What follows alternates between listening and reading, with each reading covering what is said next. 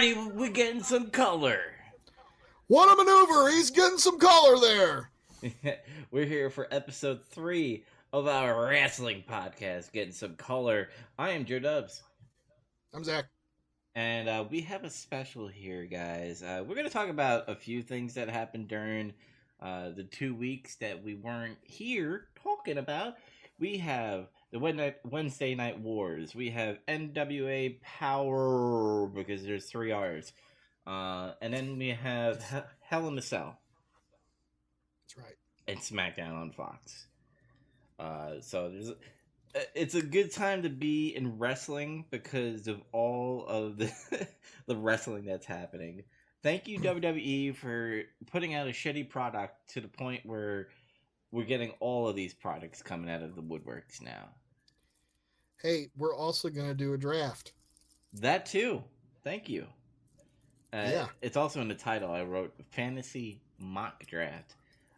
Because this Friday, I believe, they are starting the draft. Yeah, I heard it was this Friday. Mm-hmm. So, we'll discuss the rules really quickly in our draft. We're going to have 20 picks plus 4 NXT call-ups. So, Zac, you're not looking at the stream at the moment, but every 4 picks, we do a NXT call-up. And I have that on the list. Okay. Another thing I want to bring up, when we do a pick, are we doing tag teams?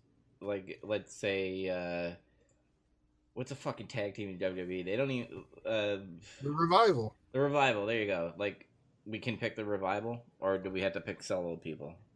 We agreed that tag teams each guy would count as a pick.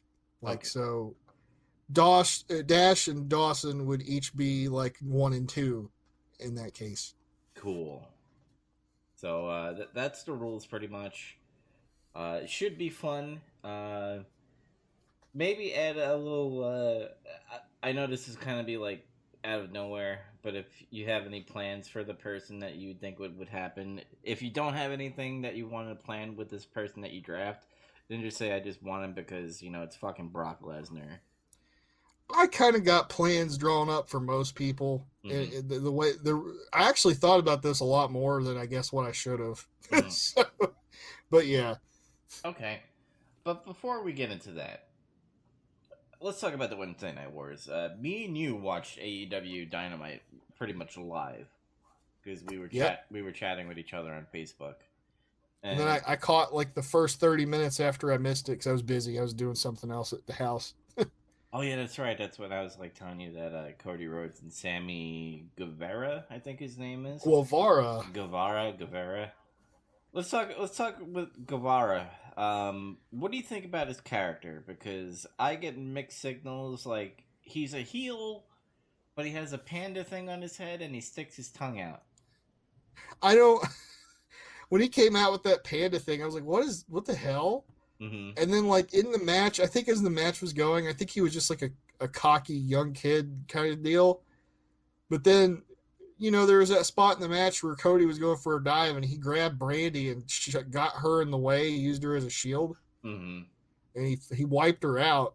And then it was like, by the time the match was over, it was like, that was one of my nitpicks about the whole show is this spot here where it's like after Cody beats him, it was a competitive match designed to get Sammy over. Mm-hmm. And he shook his hand. And I was like, that motherfucker touched your wife. Why would you shake his hand? The only thing I could think of, and this is bad for, like, a show and tell to, like, new people, but if you follow Cody in the indie thing, he was a heel at certain points of New Japan. So I guess he thought it was, like, a strategy, and it almost worked, and like he kind of respected it in a way. I appreciate your strategy. I nearly killed my wife. Yeah, I see how stupid it is, but like that's the thing with AEW that is worrying a little bit, where they want to become a sport, but they also want to do these like hokey wrestling things where like we're superheroes and all that crap and weird other shit that happens. Like, if you want to be realistic, then you have to be realistic. Like, Cody should be mad that his wife got fucking injured. I mean, yeah. I mean, besides that, I get it. I know Brandy's an active wrestler now, and she's training and stuff. So theoretically, she should be tougher than a referee. Mm-hmm. But like, you know, a 230-ish pound man just like dive bombed her. So like, she should just be wiped out. And and yeah, I know that they say they want to go for more of a sports thing, and that's like another pet peeve we have when we're watching their shows is like the referees don't fucking do anything except count to 3. It's like apparently they just don't enforce the rules. Yeah, and we're not gonna go card by card, but pretty much what we're talking about is the main event in Dynamite where Moxley came out of nowhere and just attacked Kenny, and then the referee's like, "I guess the match continues." Like any other, yeah, he didn't. They would have DQ'd Jericho and them because Moxley interfered. Mm-hmm. I don't know. I don't know. I think they need to make the rules clear on what the referees do and do not do. And I know in wrestling that could always change because they want to do a storyline or get something over. Or they do very weakly. This gets brought up very rarely, even in WWE. They say it's at the referee's discretion. Yeah, like the discretion that happened in Hell in a Cell, which we'll talk about later. God damn it. The first match was really fucking loud. Like, I haven't heard, like, it felt like WrestleMania, that first match, because the crowd was hyped. Yeah, the crowd was fucking popping at everything. Yeah, I thought the wrestling was pretty solid throughout the whole. Let me rephrase that. I thought the wrestling was good.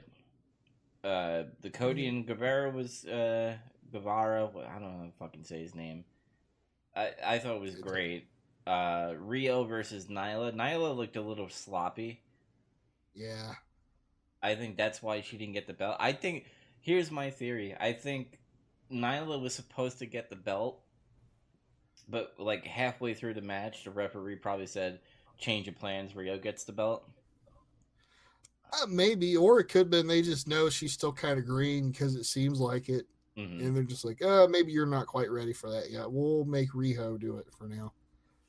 But I wonder how you're gonna because Nyla is like 400 fucking pounds and Rio's like 70. Like, how did she beat fucking Nyla?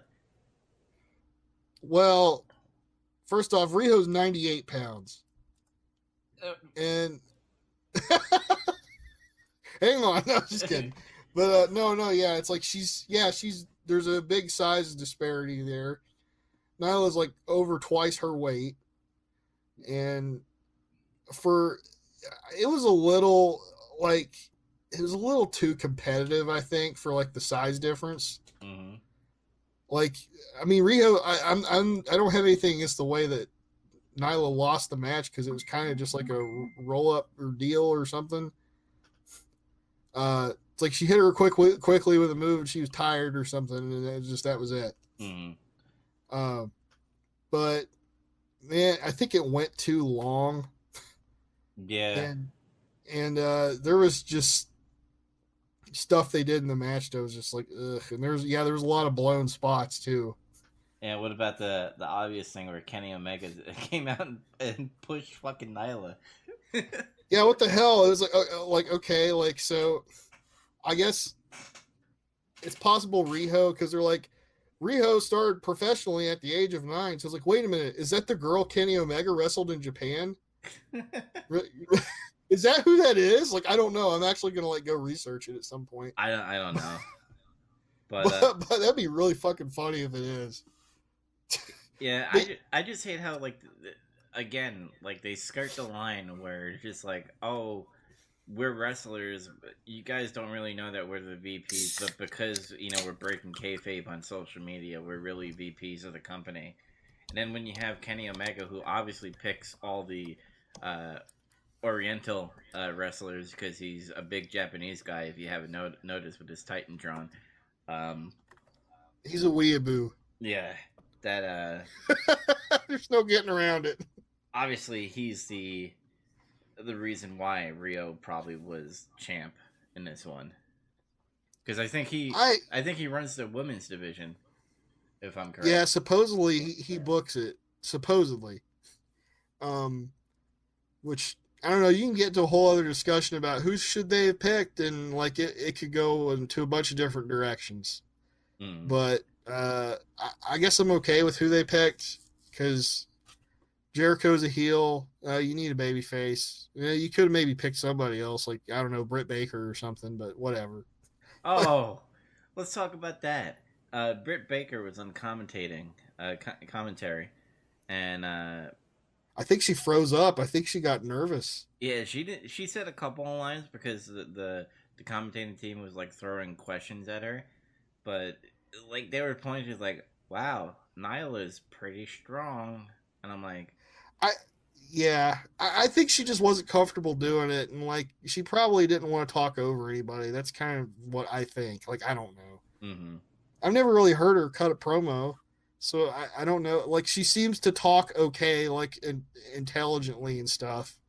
Like Yeah. she's not tripping over her words when she talks. So maybe just in that position, she just couldn't do it. It's so glad. It's so good to hear Tony Schiavone be on commentating. Yeah, it feels that brought back some Nitro memories. It's not even that he does. I feel with Excalibur, he was like with JR because you know the whole Blockbuster versus Fallaway Slam that was happening in the last. And that happened again. That happened again on that night. Yeah, but like Tony, he dishes pretty well with JR because they worked together back in WCW in the early days. Yeah. But Excalibur needs to fucking go. Just have a 2-man team, be it Tony and JR, and then have like guest commentators come on because Excalibur. The only reason why he's there is because he's like the youngling out of the group where he knows all the indie people. And take your fucking mask off, Excalibur. Nobody, Please. like Jim Cornette says, nobody knows you. Who cares? If you're not Rey Mysterio, there's no reason for you to be wearing a mask on commentary. It's period. But I don't know. It's like, yeah, I agree with you. They either need to just get rid of him or fucking bring Golden Boy back. Mm-hmm. Because at least he does a better job than him. And JR and Schiavone can play off him because Golden Boy's, younger. Mm-hmm. He's like, yeah, you damn kids, I don't know what the hell's wrong with you. Like, why do you like fucking MJF? He's an asshole. It just, Tony Schiavone was like, during the MJF match, which was, I'll get into that a little bit. It was like, I just hope somebody shuts that prick up. He hated MJF. It was hilarious. I love it because, they have a TV 14 rating, by the way. So yeah, I heard him say that. He sounded so angry, like he actually fucking hated him. It was funny. Well, that's the thing. The commentating team and the interviewers show emotion when they talk. Not like WWE, where it's just like the big dog, and like burn it down. He's a AJ Styles. He built this place. I forgot his fucking line, but this is the house that AJ Styles built. Yeah. I mean, whatever. That's kind of true, though. The champ that runs the camp and all that crap. But that's another thing I liked. I liked that the interviewers weren't robots when they're interviewing the wrestlers. Yeah, it was more like it was less robotic. From what I'm told, the backstage interviewers in WWE are told to fucking act like that, which is mind-boggling. Really? Yes. Ugh. It's a stupid Kevin Dunn or a Vince thing. I don't know. Mm-hmm. You get to a whole can of worms about Kevin Dunn. I'm not even going to get into that now. MJF and Brian Cutler match was like a squash match, pretty much. And if MJF lost that match to Brian Cutler, which he has a fucking D20 on his fucking shirt, his gear or whatever, his logo. Yeah, he's got it on his gear too. At first, I was like, I saw Brandon Cutler and it showed like his shirts. I'm like, why is there like D20? What is he like a nerd? Is that like? I mean, I play that shit. I'm just saying that. Mm-hmm. Like, I don't get it. Is that his gimmick? And it's like, oh, he plays tabletop games. Blah, blah. It's like, the funniest thing to me, though, was when the commentary was like, he's been childhood friends with the Young Bucks. I'm like, so you pretty much just admitted he got this job because he knew the Young Bucks. Mm-hmm. Oh, ouch. Now, I don't know if I said this to you on Facebook, but when he slipped on the turnbuckle, do you think that was real and he played it off like it was real, or was it real and he was actually injured and then you just had to end the match quickly? I think that was just part of it. Like, it was just, you know, you go for a turnbuckle move and you botch and you fail. That way it doesn't necessarily make you bad, but you look bad because you kind of fucked up and that's why you lost. Mm-hmm. Instead of just getting your ass kicked and you lose. Well, that's the one thing I could give about Brian Cutler is, like, I couldn't tell the difference, so he sold that pretty well to me. So that's my theory, is that it was part of the match. But I like MJF a lot. I kept hearing a lot of stuff about him, and then I finally saw him. He came out and cut that promo and made everybody hate him immediately. Mm-hmm. Because he called them all poor. When they were doing the marketing thing, like, they were going on news stations and stuff. It was MJF, Brandy, and Cody Rhodes, and, like, one of the newscasters, the lady, was like, "Oh, this is a nice scarf," and he's like, "Get your hands off of my scarf." I was like, "Yes, he's still the character." That's awesome. Yeah. He did some pretty old school shit, I noticed, in this match, though. I think this guy, like, actually watches, like, old school wrestling, and he probably studies this shit. Mm-hmm. But, like, I noticed, like, when they first locked up and everything, and he was kind of shoving. He had the strength advantage over Cutler, obviously, but, like, he was shoving him into the ropes, and then he started doing this thing with his other arm. Like, he's like, he's pulling my hair. He tried to make the referee think he was pulling his hair or some shit. Mm-hmm. And then the referee got distracted for a moment, and then he took advantage of that and, like, just punched him straight in the face. And I was like, oh, that is old school shit there. That's like something from the 80s or something. Ring psychology. Not much of that lately in wrestling. Yep. So he studies, and that dude's like 23. Mm-hmm. Like, he's already like a pretty good performer. Pretty good wrestler, pretty good promo, and stays in character all over the place, which most wrestlers should do, but don't. Yeah. I'm trying to think what other, like, you had Pac versus Hangman Page, and both good wrestlers. A lot of people said it was a sloppy match. I thought it was pretty decent. What do you think of it? I didn't think it was sloppy. I don't really think they messed anything up. Like, I think there was like one spot where, like, I think Pac slipped a little or something. Mm-hmm. But, like, no, it was a good match. I just think maybe people were expecting more of it or something.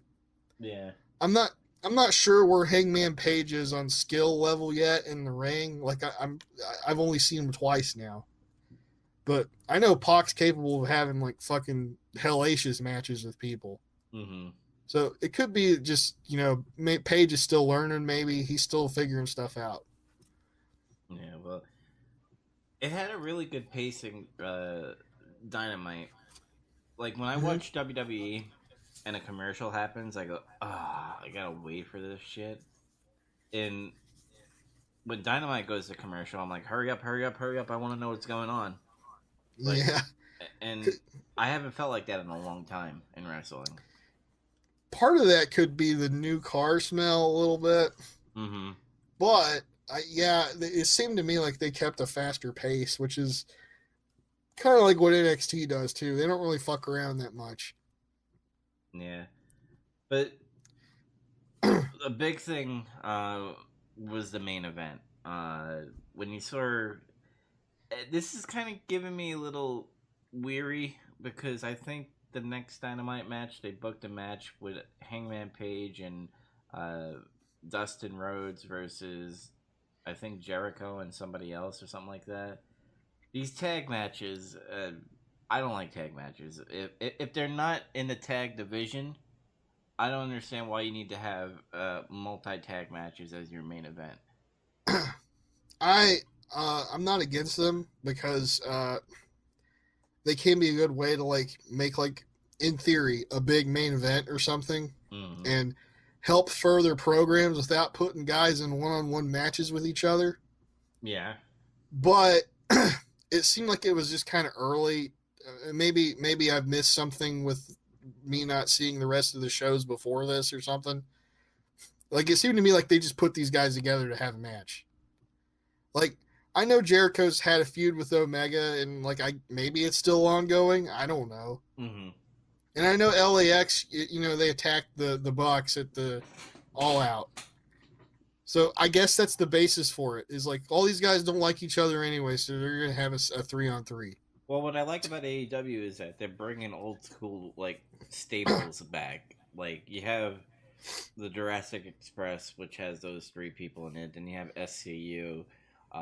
Then you have the Elite, which is Kenny Omega and the Bucks, which I think also Hangman Page is a part of. I don't know. They didn't specify on that. I just know he's in the Be the Elite YouTube thing that Young Bucks have.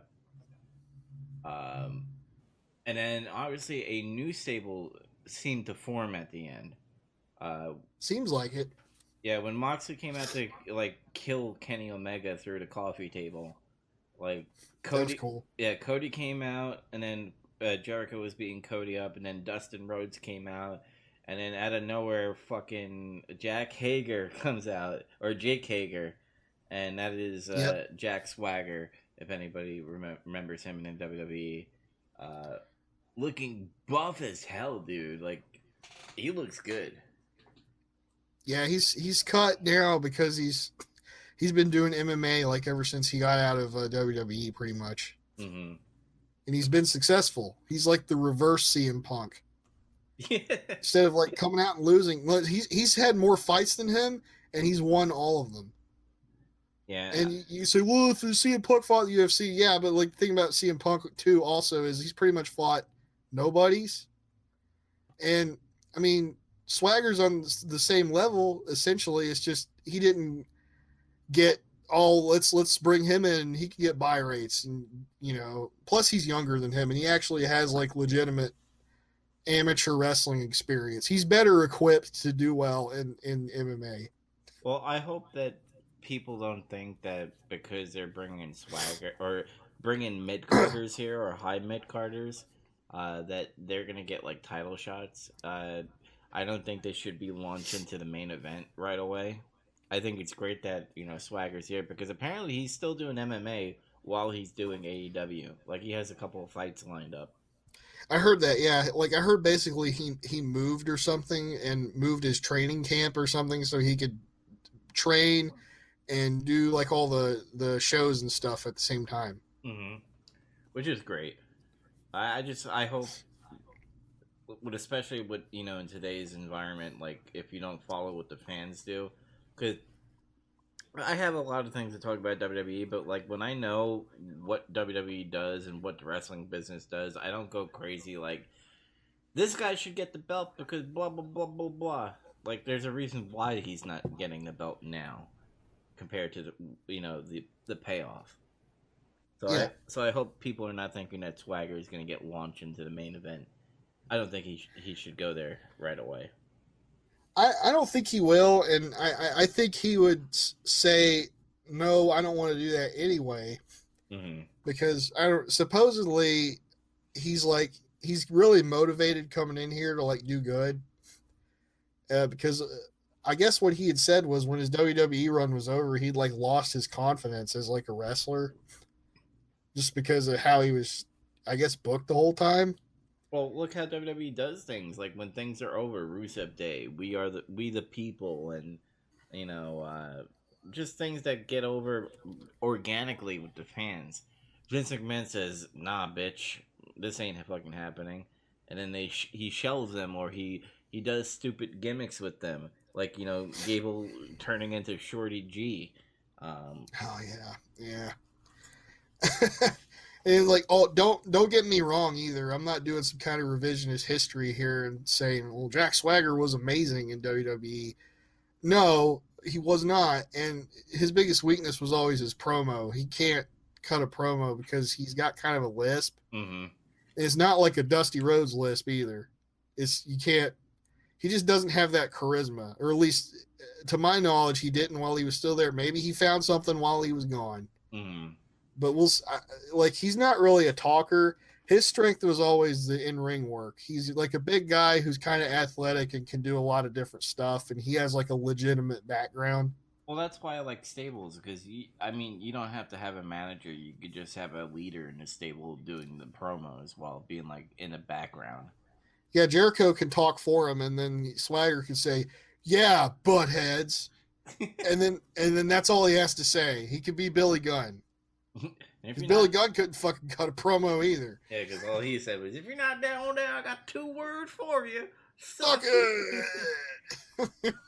Yeah, but the ending was pretty much chaos, and it was cool though. It was good chaos because it formed a stable with Jericho, Santana, Santana, and Ortiz, which is part of the tag team, and then LAX. Yeah, then Swagger or Hager, whatever. Jake Hager. Yeah, Sammy Guevara. So those 5 people, pretty much destroying the Elite, and whoever helped out the Elite coming down. It was like the faces versus the heels thing. Dustin came out and he got like powerbombed through a fucking table. Yeah.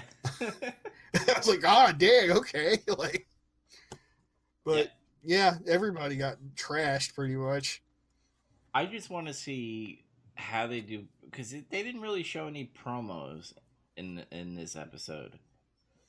I don't think. I mean, FCU had like that weird pre-tape thing in front of the fucking White House or whatever. A good Obama impersonation, by the way. Yeah, that was kind of strange. Then they had that face-off thing with the Lucha Bros. Oh yeah, that was cool. I guess they're feuding now, and it was like I liked it because it was like it wasn't done like a WWE style interview, because those are so fucking terrible usually. Mm-hmm. It's always like they're in the background and somebody robotically asks, "What do you think about this?" And it's like a really dumbass question usually. It was just like the guy was there to facilitate the meeting and ask a real basic question to get it rolling, and just let the two teams kind of speak for themselves. Mm-hmm. It's like, it's fine. It's like, look, you don't. I'm not saying like the interviewer shouldn't be a character on the show, because obviously that's bullshit. Me, Gene Okerlund and stuff. I think they should have how they're doing it now, where they're interviewing the people, and then have old school promo vignettes where you just have the picture in picture, and they just fucking do a promo like they did in the 80s and 90s.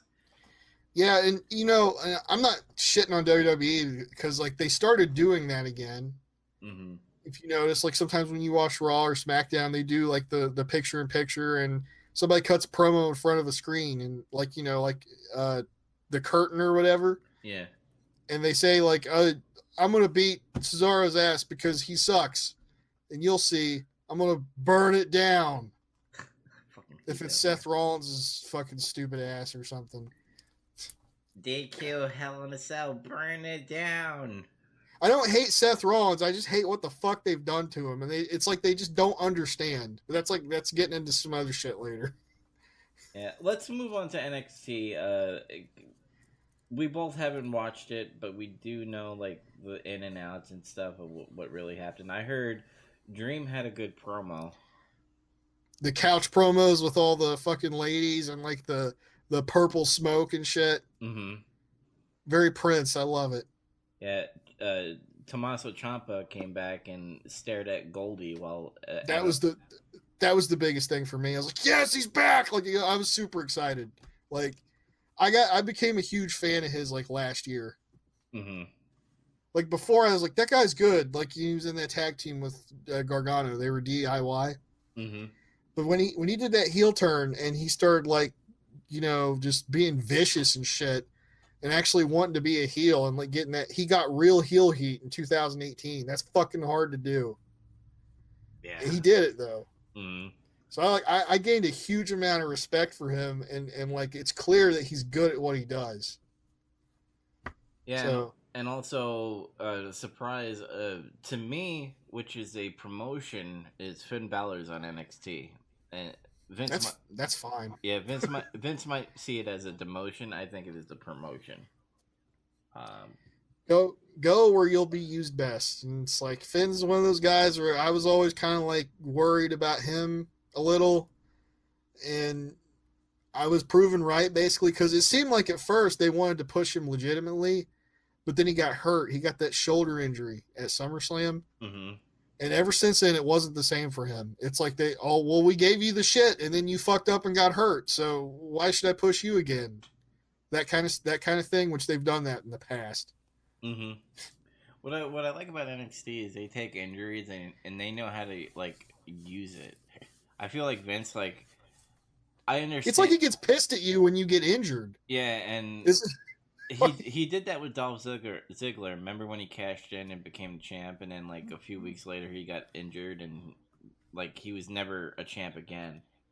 And that was when Dolph Ziggler was pretty high, like he was red hot, white hot, I should say. Like, yeah, Ziggler had like a rash of concussions there for a little bit. Mm-hmm.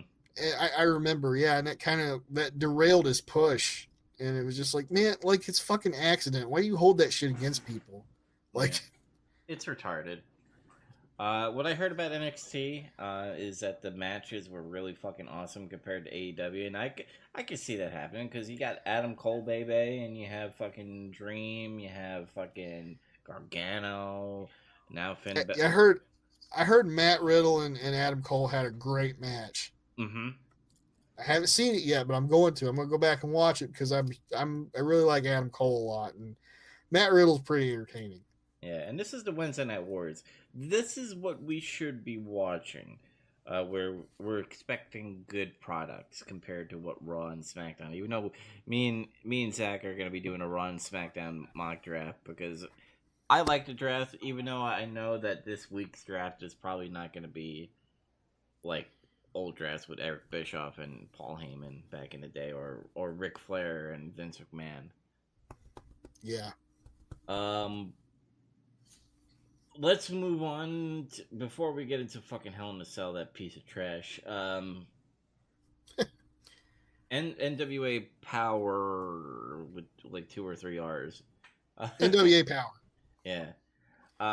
It just debuted tonight at 6:05 Eastern. Mm-hmm. It's every Tuesday at 6:05. Jim Cornette on commentary. Yeah, and he's kind of a color guy, but he's not really heel. He's just like the veteran wrestler guy, kind of. Is it live? Is it live or edited? It's taped. They did tapings. Okay, because the transitions that were happening in there, that was the only negative I have to say. Like, that was really, really bad. And, like, the audio work. I know they were in, like, a small studio, and, like, fans are, like, being somewhat obnoxious at times. Yeah, it's a small studio. They're probably getting used to doing this stuff. It's not like, I don't think it's a veteran team or anything. It's okay. I mean, it's a studio show. It's fine. Mm-hmm. I love the whole, when they have the interviewer with the podium kind of thing and they're doing promos there. I thought that was pretty cool. Yeah. Did you watch all of it, or did you just see what was live and then that was all you saw?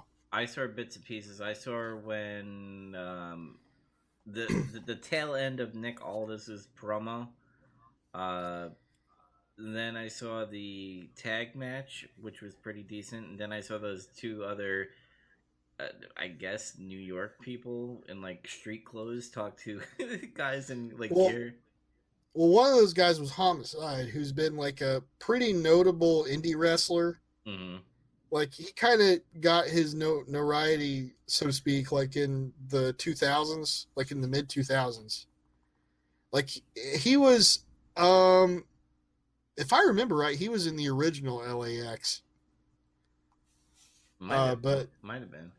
I think he was, and then but yeah, like, I don't know if anybody doesn't really know what we're talking about. Like, the NWA started to come back into prominence a little bit, and like Billy Corgan kind of like he was trying to get TNA kind of in line, and that kind of fell through due to some business stuff. Dixie Carter cunt. Yeah, she kind of like tried to con him out of money. Like supposedly she owes him a bunch of money or something.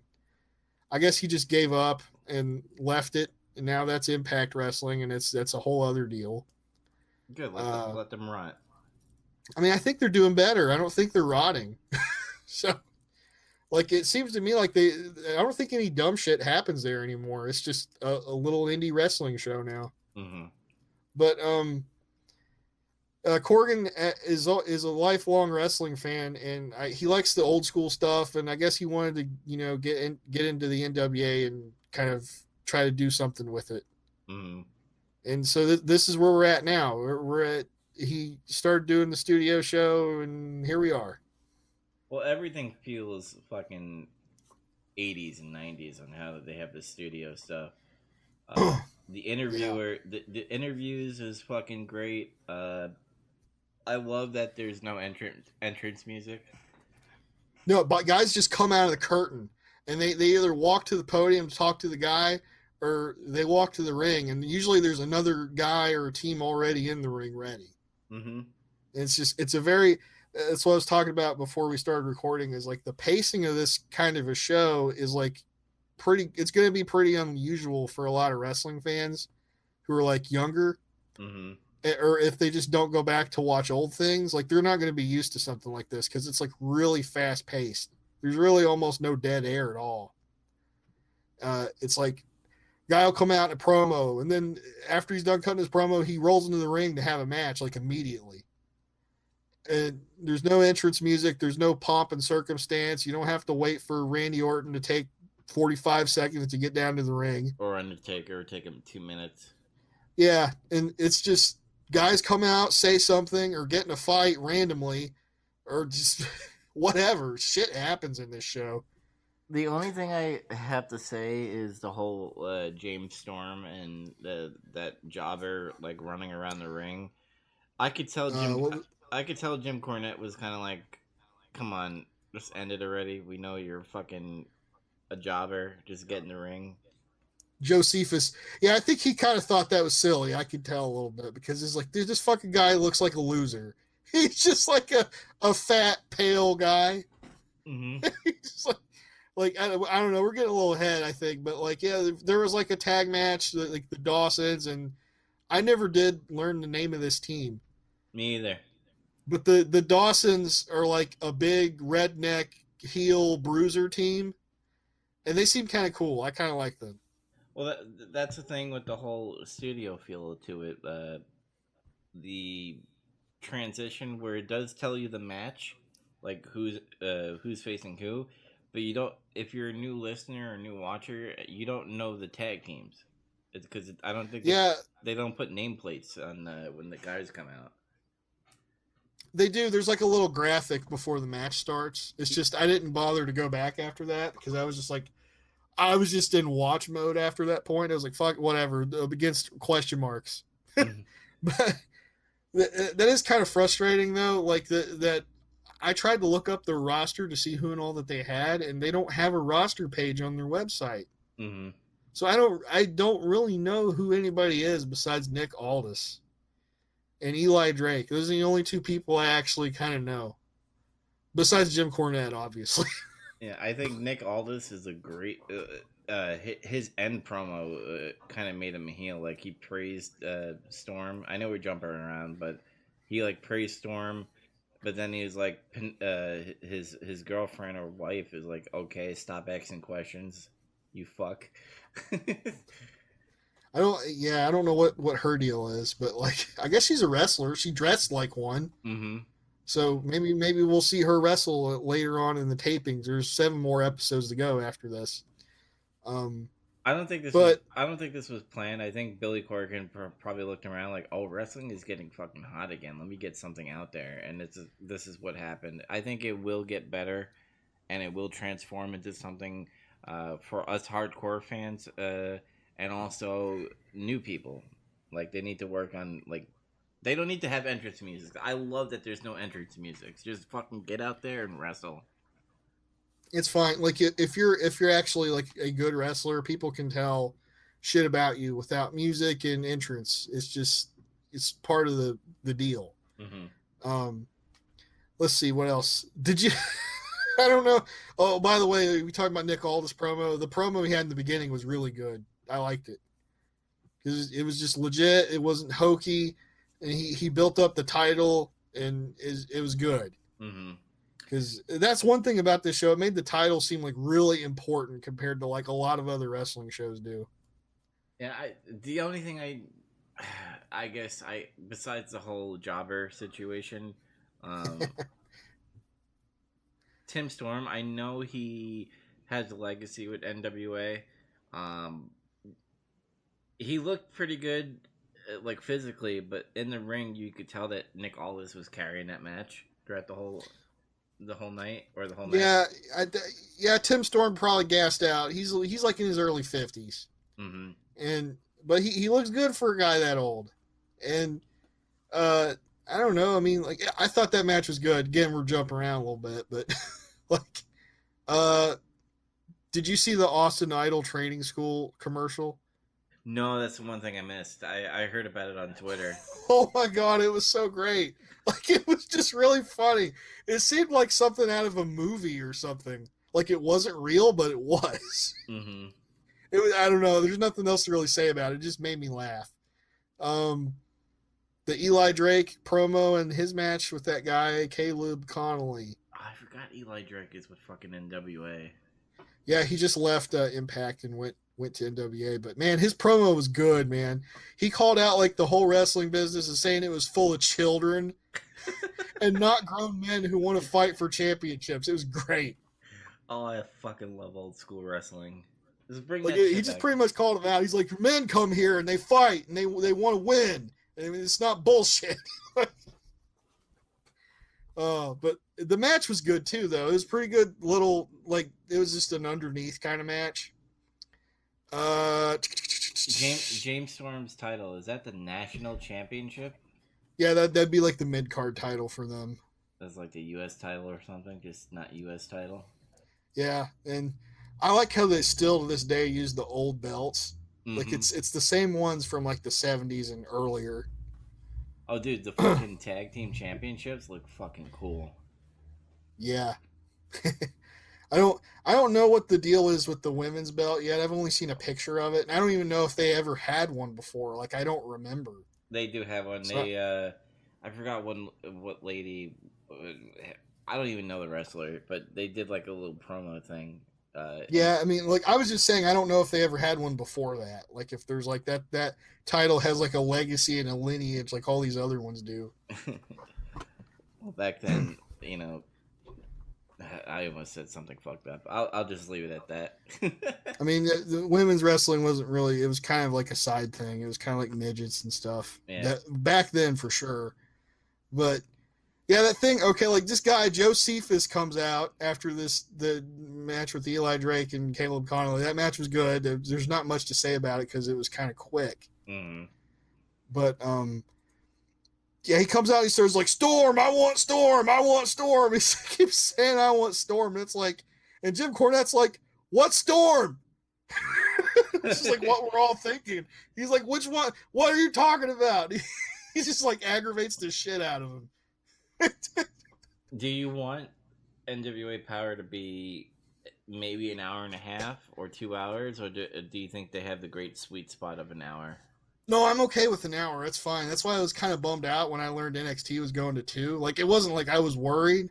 Like, oh no, they can't sustain 2 hours. Like, no, I know they can sustain 2 hours. They got a big enough roster and shit to where they can. It's just that the 1 hour wrestling show is so awesome because it's 1 hour and like there's not a lot of time to fuck around, so you have to be concise. Mm-hmm. It can't just be like goofing off and like we got dead air. Like Raw is just such a goddamn slog. Even when they have good episodes, sometimes you still notice like I've been watching this for like 2.5 hours. Mm-hmm.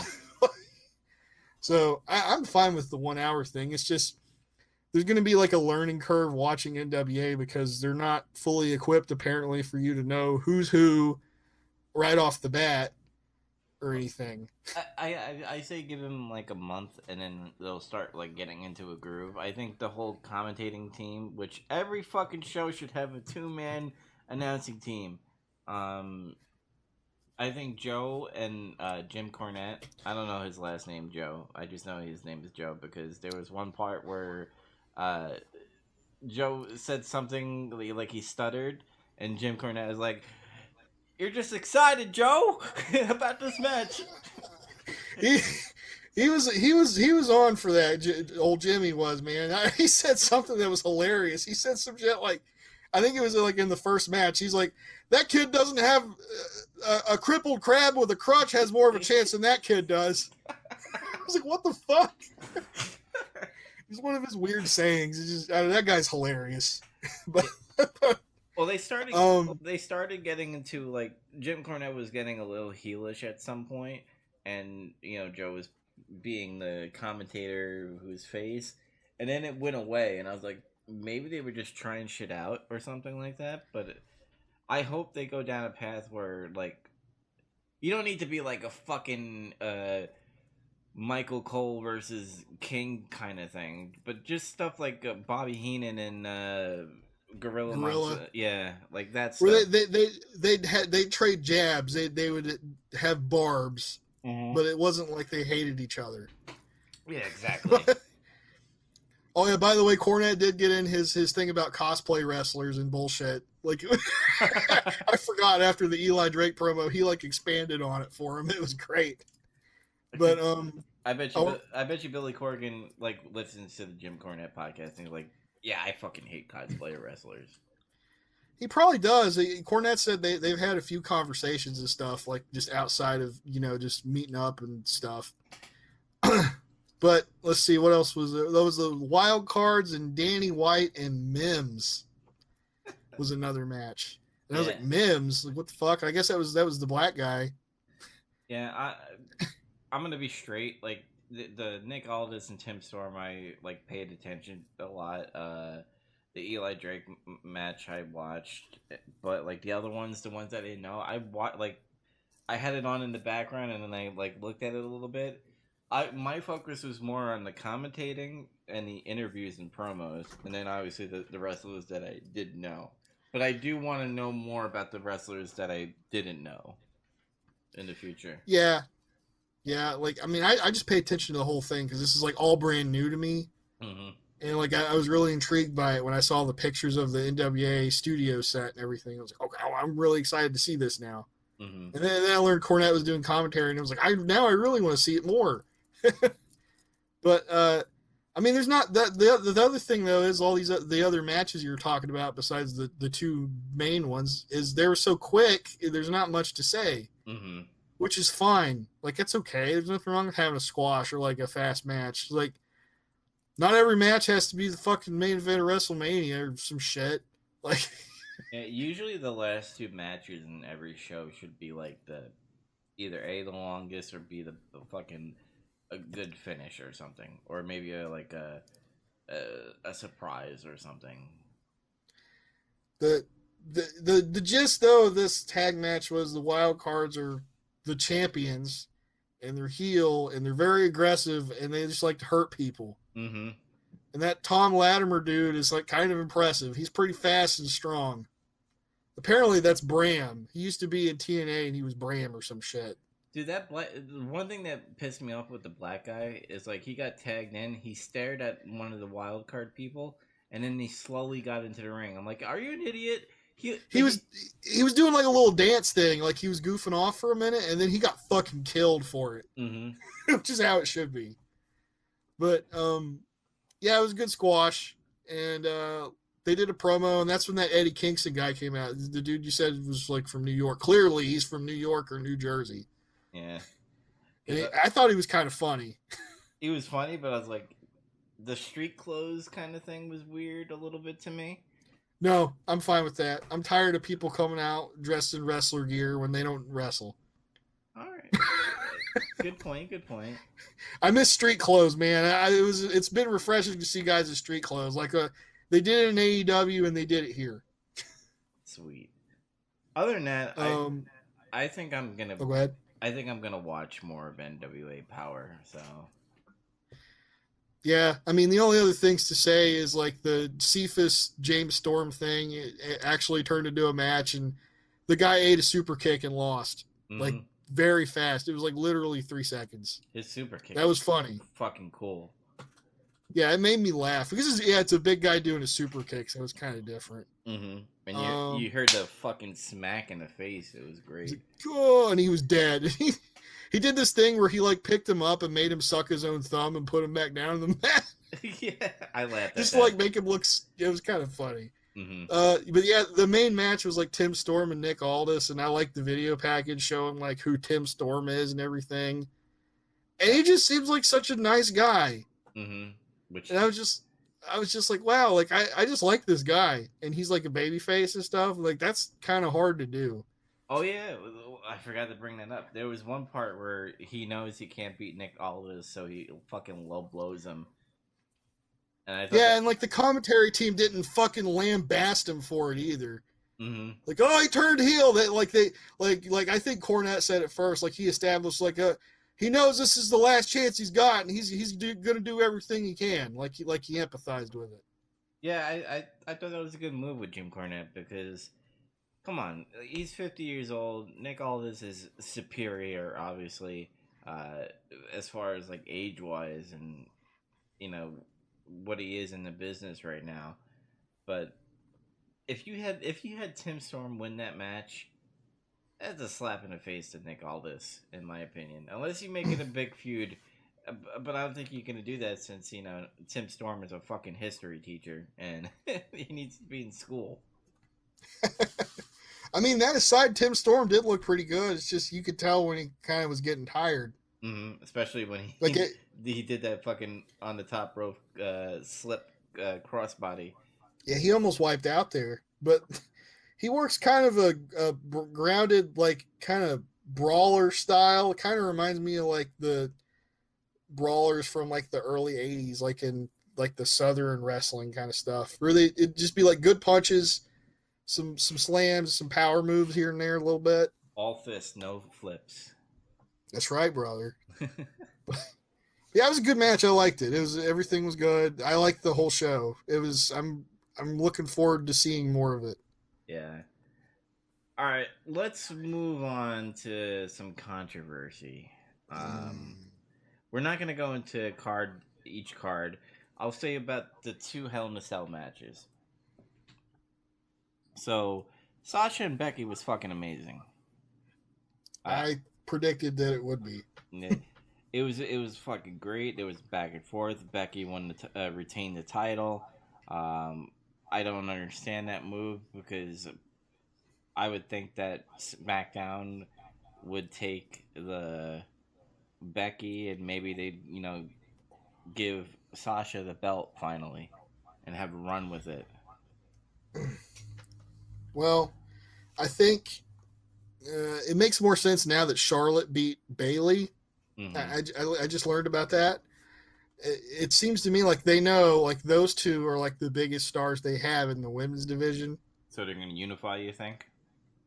No, they're not going to unify. They just want the biggest star to represent each show instead of Bayley, who's not really totally established still, and Sasha, who still is.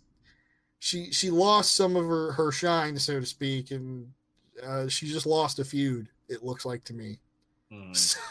So she's not back into that spot yet.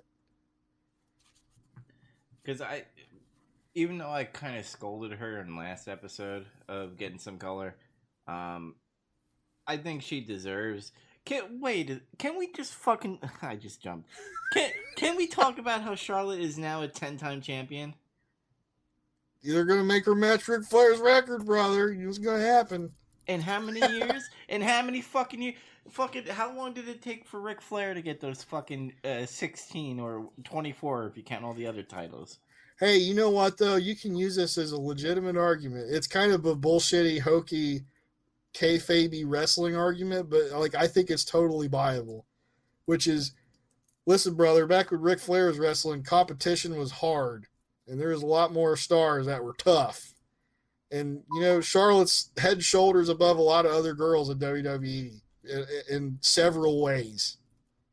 So, like, realistically, she'd be like, one of the hardest people to beat on the roster.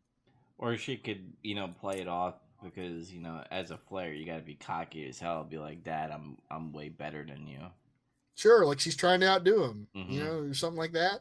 Well, although we all know, if you're a real wrestling fan, Ric Flair won more than 16 fucking world titles. Yeah, he won like 150. Not that many, but still. but like it is kind of quick, like. But I don't know.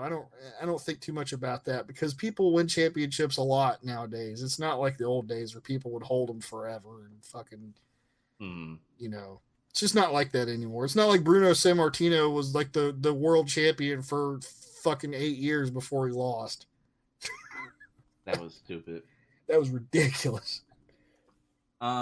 This is kind of a setup to the whole Seth and Fiend thing, but in the Sasha and Becky match, they literally and figuratively beat the shit out of each other. Hell yes. They used weapons. They used the cell itself as a weapon. No referee called DQ because, the other person couldn't defend themselves and they were getting really, really hammered by these weapons. Let's fast forward. Oh, sorry, go. Especially because it's girls. It's like, I don't know. Like, that they don't bust each other open or anything. And they don't it's like you feel like they would be more apt to call off violence for women, but they don't. So I don't know. Oh yeah. Quick disclaimer. I have not seen Hell in a Cell, so I'm just kind of playing off of whatever Dub says here. Yeah. Fast forward to the main event. So the Fiend comes out with a big mallet, like the size of it's a cinder block. Was it a Bludgeon Brother mallet? Kind of, but it was all decked out to be like a Fiend kind of thing to it. Okay. But that was like his weapon. The match was, first of all, lighted up with a tint red color, just to show. They used red lights. Yeah, they showed like the spookiness of like the Fiend and stuff, which I think is stupid. I know they're trying to play off the whole like supernatural, like he's an Undertaker kind of thing. Not saying he is the Undertaker, but just how like the ominous and paranormal. It's a similar kind of character. Mm-hmm. Yeah. But Seth like curb stomped him like 1,000 times like last time, and then he just started taking weapons and throwing it at him, and then he took out a sledgehammer. Keep in mind the Fiend used his little fucking his mallet, his huge ass mallet, but when Seth Rollins took out his little sledgehammer, the referee decided that the Fiend couldn't go on because he had a sledgehammer. Seth, you don't want to go down this road. It's like, no. Now, oh my god. If he was legit injured, I'd say, yeah, maybe you need to end the match. But he wasn't injured. Or you could have played it off better that he was injured, that, like, he... I don't know, maybe he had, like, the ring collapse, or, like, there was a hole in the fucking ring. I don't know. But it was real retarded that the referee decided to call the match in a Hell in a Cell without even saying, like, this is a DQ or not. And they did rule the DQ on Twitter at one point, but they deleted the tweet, which was stupid. Probably because of all the humongous negative reaction it got. Yeah, so when that happened, and by the way, after the referee called the match, the Fiend like woke up like Michael Myers in Halloween, and decided to do the claw, and Seth had a blood capsule in his mouth, and he was bleeding out of his mouth. That's cool. That sounds cool, at least. That should have been in the match, not after the match. Yeah, that should have been the end of it, I guess. Yeah, like I could understand maybe if there was a lot of blood and the referee's like, "Whoa, blood! This needs to stop." That would have been a better excuse to stop the match. Yeah, you're right there. Because it's like, all he puts claw on, and then like Seth starts vomiting blood. Yeah. It's like, holy shit, stop, X. He throws up the X. Mm-hmm. And Something. they could have done a kayfabe X too, where like most of the hardcore wrestlers know that the X symbol means an injury. And Oh yeah, they could have done this way better. They could have made it seem like real real. Like the commentators could have been like real quiet. Like Seth, oh my God, he's coughing up blood, mm-hmm. and they quit fucking yelling and telling stupid jokes and shit, and then they just cart him out, and that's how it ends. It's like the feed laughs or disappears, and Seth's like dying. Yeah. Maybe. And after that match happened, pretty much the fans went nuts. They were booing. They chanted restart match. They chanted refund. And they chanted AEW really, really loud. Ooh, the crowd is all elite. Yeah. And how did Vince respond in Monday Night Raw?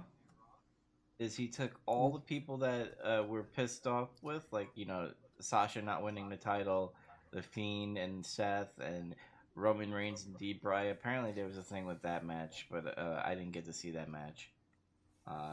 They just took out all the stars that were going to make fans boo and just didn't say anything about it during Raw.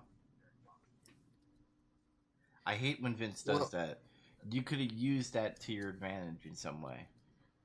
He wasn't like creative enough, because I'm not like patting ourselves on the back or anything, but legitimately that was like, to me, a way cooler way to like stop the match. Mm-hmm. That would have stuck with people more, and I don't think it would have pissed people off as much, because it's like you don't see shit like that anymore, really. So it would have been like kind of shocking. Yeah. Do you know Peter Rosenberg, by the way? Yeah, I know who that is. That fucking scumbag of a fucker. Is he a scumbag? I think he's a scumbag because he's a fucking mark for WWE. He's a blind mark for WWE. That's the reason why he sucked so much dick to get on that like pre-show shit. But he's not there anymore. He made a video, and this is kind of going to shine on light on what happened on SmackDown. He's like, oh, you guys didn't really fucking go nuts when Kofi lost in 2 seconds, but now you're going crazy because of this Hell in a Cell kind of thing. That could have been a powder keg. Think about it.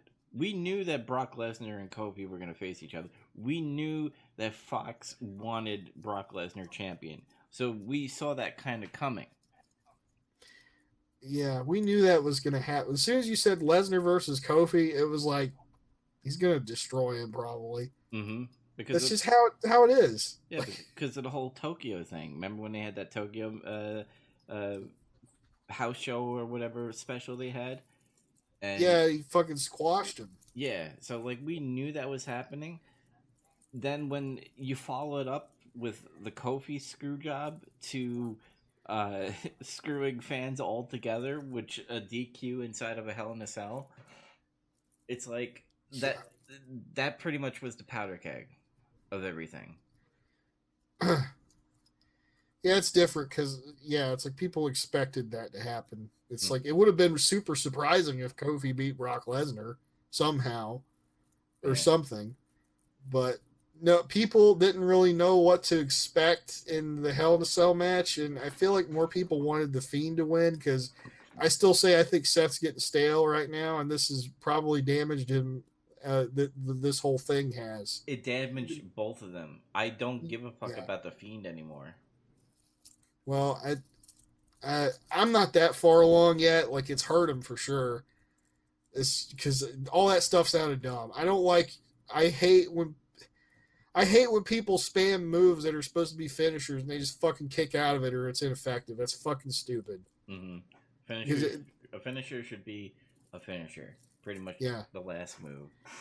It gets into psychology. It's okay once in a while, like once in a great while, you want to do a thing where they kick out of it or something. But not my move. I have to do my move 8 times to beat somebody with. That's fucking stupid. I fought with somebody on Facebook today because there's those like blind WWE like apologist people, I guess. where they were just like making up excuses, and I'm like, dude, this pay-per-view didn't even feel like a pay-per-view. They had 3 fucking matches on Saturday, and then they added 4 on the day of. They didn't care. that was bad as hell. Yeah. Supposedly the excuse there was like they're too focused on trying to make Friday like amazing or some shit to bother with trying to book a pay-per-view. Bullshit. Which is fucking ridiculous. Because you could feed off of the Hell in a Cell where it's like, oh shit, the Fiend like 8 fucking sets neck or something. Like you could have done that where the referee's like, oh shit, he's fucking biting him. This is not a wrestling match. Ding ding ding ding. And then like Seth is terrified of wrestling the Fiend because he doesn't want to get bitten again. Yeah, something like that. Something. Yeah, but you know, to me, all this says is they need to quit having so many damn pay-per-views. Yes, I agree with that. They need to cut back. They've needed to cut back for a while. I don't know what the number is, the magic number. I would say 8, probably for as many people that they have, you know. Or keep it where it's like this month is Raw's pay-per-view, next month is SmackDown's. Do it like bi-monthly kind of thing. Yeah, I'm kind of curious if they're going to be doing that moving forward. Go back to the brand split pay-per-views or not. I don't think they've said anything about that yet. Mm-hmm. But sorry to cut you off, but think about that. That's fine. If they have a bi-monthly pay-per-view, they could build storylines instead of trying to do it like 2 weeks and then like, oh, there's a pay-per-view. There's several advantages to doing that. It's one, it makes the stories and the feuds cook more. 2, it makes the pay-per-views more special because they don't happen as much. Mm-hmm. 3, it offers more room to make bigger moments happen on TV to make TV more worth watching because there's more time between pay-per-views. So how do you make that time less monotonous between shows? You got to do something. Mm-hmm. So it's just a huge benefit. But the only other thing I have to say about this shit is one minor thing. I hate that the fucking cell's red. I just want to get that out of the way. Mm-hmm. That's such a goddamn eyesore. I can't stand that red cell. It's bullshit. And then you put like red cell, red light. Jesus Christ. Is this the Virtual Boy? I don't understand. And then Ortiz, not Ortiz. Oh God, I'm thinking about AEW right now. The fucking guy that comes out with Rey Mysterio at the end of SmackDown.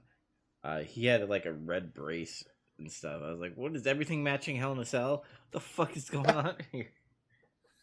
But like, I think they should probably retire the Hell in a Cell unless they're willing to get more violent, which supposedly they've been trying to make their product a little more edgier, and I guess it's happening.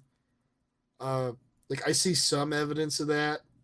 I see some, like, near the face chair shots a little bit. Yeah, and there's, like, some promos are getting to be a little bit more bitier instead of dumb. And, I don't know. Something's happening, but, yeah. I don't know. I'm going to say it again. I was positive coming when I was like, oh, maybe they're gonna start changing shit with SmackDown being on Fox.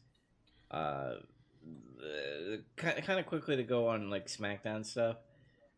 They had a 2-man announcing team, but I also heard that they're waiting to put a 3rd man on that team. I was like, why? I mean, Cole and Graves are doing pretty well. You gotta have the 3-man Hydra fucking team. That's what you gotta have. I don't know if they fucking love it for some reason. I don't know why. Yeah. But the interviewers, one of them is using like Fox announcing teams to do interviews, and it actually felt a little lively instead of robot. So I thought that was pretty cool.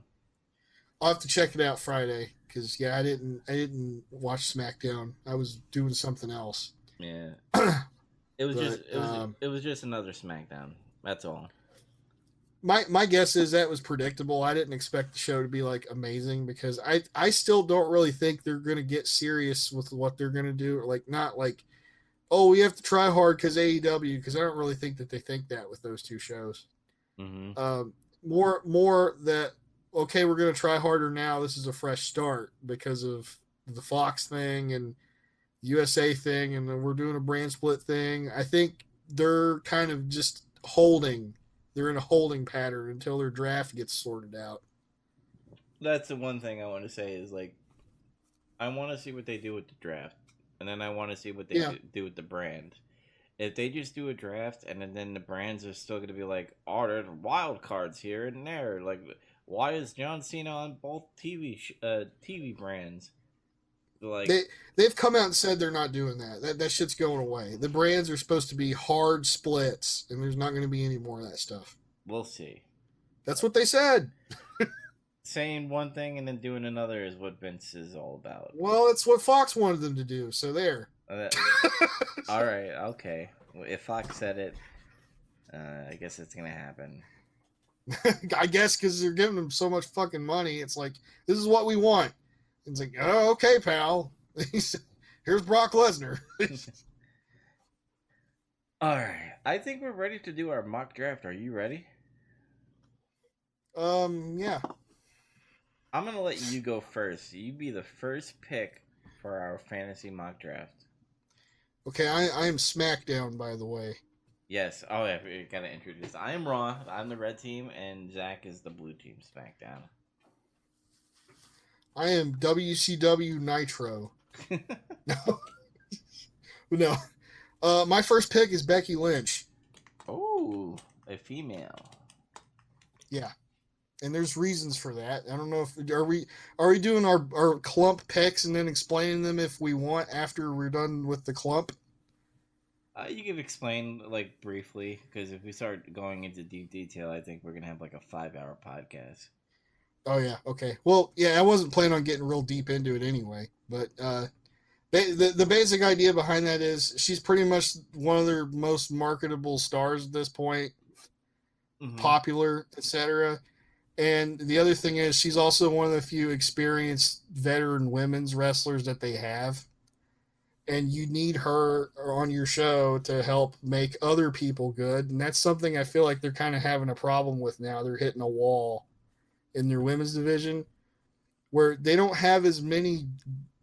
Nobody's really getting elevated. Have you noticed that? Mm-hmm. It's kind of been the same 4 or 5 people, like besides Natalya. Oh, she gets a title shot and then she loses or something. So the brass rings. My idea is get her in, make her your number one, and then like have her work with people and get them better and get them over. Okay. All right, my pick is gonna be AJ Styles. Oh. Reason why I pick him is because he's a veteran. I still think he's very good in the main event. I would want to still make him heel, and I want to make a good stable out of him, better than the OC. I think the OC is a stupid name. I think I don't want it to be the club either. I want it to become organic, where somehow he puts it together. I don't know. Evolution. Fortune. Remember Fortune? Yeah. But that's my pick, AJ Styles. Okay. Number 2 for me is Daniel Bryan. Ah. And Daniel Bryan, for kind of a lot of the similar reasons as I pick Becky or you pick AJ, is like he's veteran, he's got a lot of experience, he's got limited career time too, so that's another thing, is you want to get as much out of him as you can. So I guess he'd probably be babyface for me. Mm-hmm. That's the other thing. So that's kind of it. Just that's my number 1 male wrestler guy. Cool. My number 2 pick, and this is going to be a surprising one because I am very judgmental on this person, but I am picking Roman Reigns. Ooh, that is interesting. Uh, Turn him heel. I am gonna turn him heel, and you're gonna see why I turn him heel.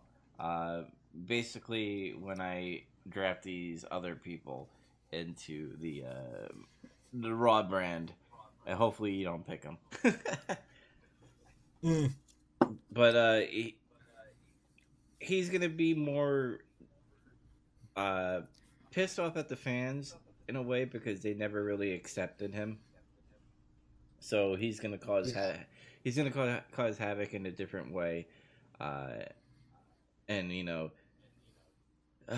I guess have an empire, but a different name. The Roman Empire. Come on, I, it's built in. I fucking hated that. But that sounds like something you'd say if you were a heel, though. Like, oh, the Roman Empire. Like, if you were a babyface, you wouldn't say that. That's kind of like conceited. Sometimes Roman can be heelish, even though, like, I don't think he means to be. It's just what they fucking want him to do. Mm-hmm. So that's been most of his problem anyway. That's what they fucking want him to do, and he's just gonna do it. This is my yard now. That was a great heel promo, though. I was at that WrestleMania Raw after WrestleMania where we. Oh my god, that must have been fucking crazy. That heat was nuclear. Yeah. It seemed that way on TV. It was. Oh, dude, when we started telling him to shut the fuck up, I was like, "Oh man, this is fucking great."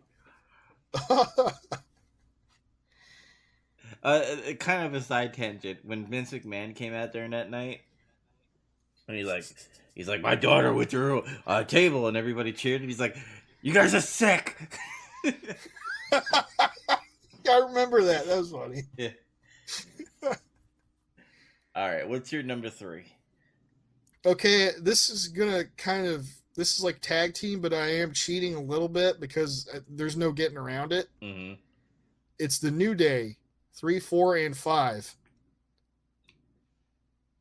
So, and the reason I picked them is because they're a great unit, and in terms of tag team matches, they always put on good tag team matches. Wait, you don't have to do 3, 4, and 5. You could just have like one pick be the New Day. If you Well, want. that's what we said we were going to do earlier, though. So like when we pick a team, it's gonna be like 3, 4, and 5. You can have Kofi, Big E, and then Xavier. Yeah, like even if I, we were talking about if it's a team and it's 2 guys, and I was just like, well, I want all of them, so that's just me doing a clump pick, so to speak. Okay, cool. Yeah. So I'm just gonna you're gonna get the next 3 or whatever. Yeah, I read it wrong. But yeah, that's pretty much their purpose is to be like the cornerstone tag team shit. Okay. Face or heel, it doesn't matter. They can do both. It doesn't really matter. They're over whatever they fucking do anyway. Yeah. I think I'm gonna pick my first female. Oh snap! And she's good on the mic. Mostly, her wrestling is okay, but she's always great on the mic, and she knows how to work a crowd. And by God, do I have a lot of heels. Alexa Bliss. I thought you were going to say Lacey Evans for some reason.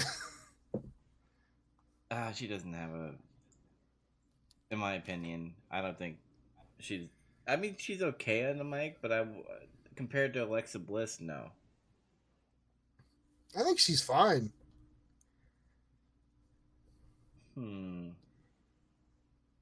So you got Alexa. So I guess we got to do an NXT draft pick too, because now we're up to 5 after we do that. So I'm gonna probably pick one of the great tag teams available in WWE, the Revival. Fuck. Well, there goes 2 of mine. Dash Wilder and what's the other guy's name? Scott Dawson. Scott Dawson. I always forget that one. All right. Well, since I stole your tag team, you get to pick the NXT. You don't have any reasoning. You just picked them because you wanted them. I wanted them because they fucking the only good tag team I think around at the moment. Oh damn, that kind of stings. I don't know about that, but they are great. Well, who do you think? Who do you think is the other tag team? Other teams that are good, I like the Usos, even though they can get kind of like it's weird. Sometimes I feel like they phone it in, but then there's times where I feel like they do awesome. Mm-hmm. They're capable of having great matches. Sometimes I do feel like they kind of phone it in a little bit. I like their promos. New Day. I mean, we just mentioned New Day. AOP. I've liked AOP since they've been in NXT, but they're like everybody forgotten about them. Mm-hmm. And War Raiders. They call them Viking Raiders now, but whatever. They're good wrestlers, and I just think that the Revival is more of an old school good team. They're a better total package team than like a lot of these other ones. I'll admit that. Like they're heels. They're not huge, so like they can work with anybody, and they can cut promos, and they're a lot more versatile. Mm-hmm. So yeah, that's true, and I do think they're better overall than a lot of these other teams, but they're not the only good team. Mm-hmm. Okay. So there. Now NXT draft pick. We each get 4 of these, and we do one after every 4. I kind of goofed it a little bit because I had to pick the New Day. But my NXT draft pick is Tommaso Ciampa. Kind of saw that coming. Yeah, I fucking like that guy a lot, and he's a real heel. And even he could be a babyface now. It seems like he could be just based off of people just gained a bunch of respect for him as a wrestler, and they did that whole injury package thing with him, mm-hmm. and it was cool. So like he could easily be babyface now too, I suppose. It's just as long as they don't water him down, I think that would be the only thing. Which I wouldn't water him down if I was booking it. So yeah. My NXT is going to be Dakota Kai. What? Mm-hmm. That's kind of surprising. I think she has charisma. I think she could be a good feud between Alexa Bliss being a face. And I love her moveset. I think she's really marketable. Mm-hmm. To me, way better than Bayley marketable.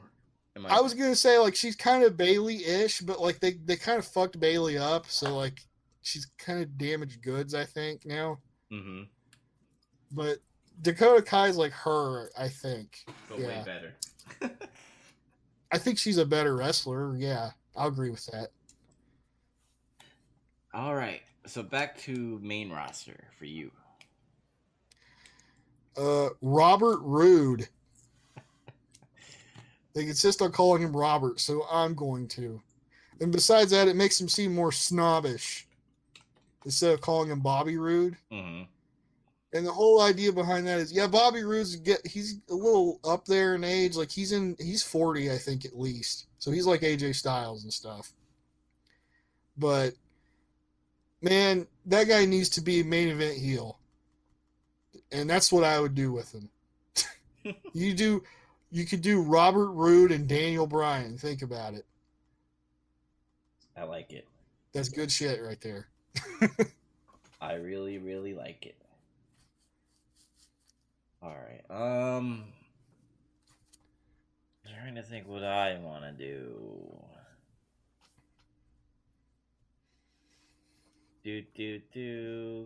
Because I just have the list here. Mm-hmm. This is going to be interesting, and I'm going to make him face, but he's also going to be a cocky face. So it's going to be like a tweener. And I feel like I need a big guy. Not enough of a big guy to be Braun Strowman, and not a big guy to be like Brock Lesnar, but a guy that needs to be on TV, EC3. Oh, fuck. That's a good one. Mm-hmm. Criminally underutilized. Mm-hmm. And that fucks my list up, too. That's okay. Number 7 for you. Well, this is a team pick, so it's going to be 7 and 8. Okay. War Raiders. Okay, so that is... Hold on, let me go down to the team here. Eric and Ivar. Yep. Fucking stupid names. Hanson and Rowe. I'll never let that go, God damn it. That was stupid. I am also picking... But yeah. What were you going to say about them? I'm sorry. I was just going to say they're a fucking awesome tag team. Like, I like what they do in the ring. They're fun to watch. They always usually have a good match. You could imagine them and New Day having a match. Like, that hasn't happened yet, but I think that would be really cool. So that's it. I dig it. I'm picking a team, and there's a reason why I'm picking this team. It's going to be the Usos. Oh, snap. Uso Penitentiary on lockdown, brother. Mm-hmm. So there's going to be a time where Roman Reigns is... establishing his empire. Yes. Pretty much how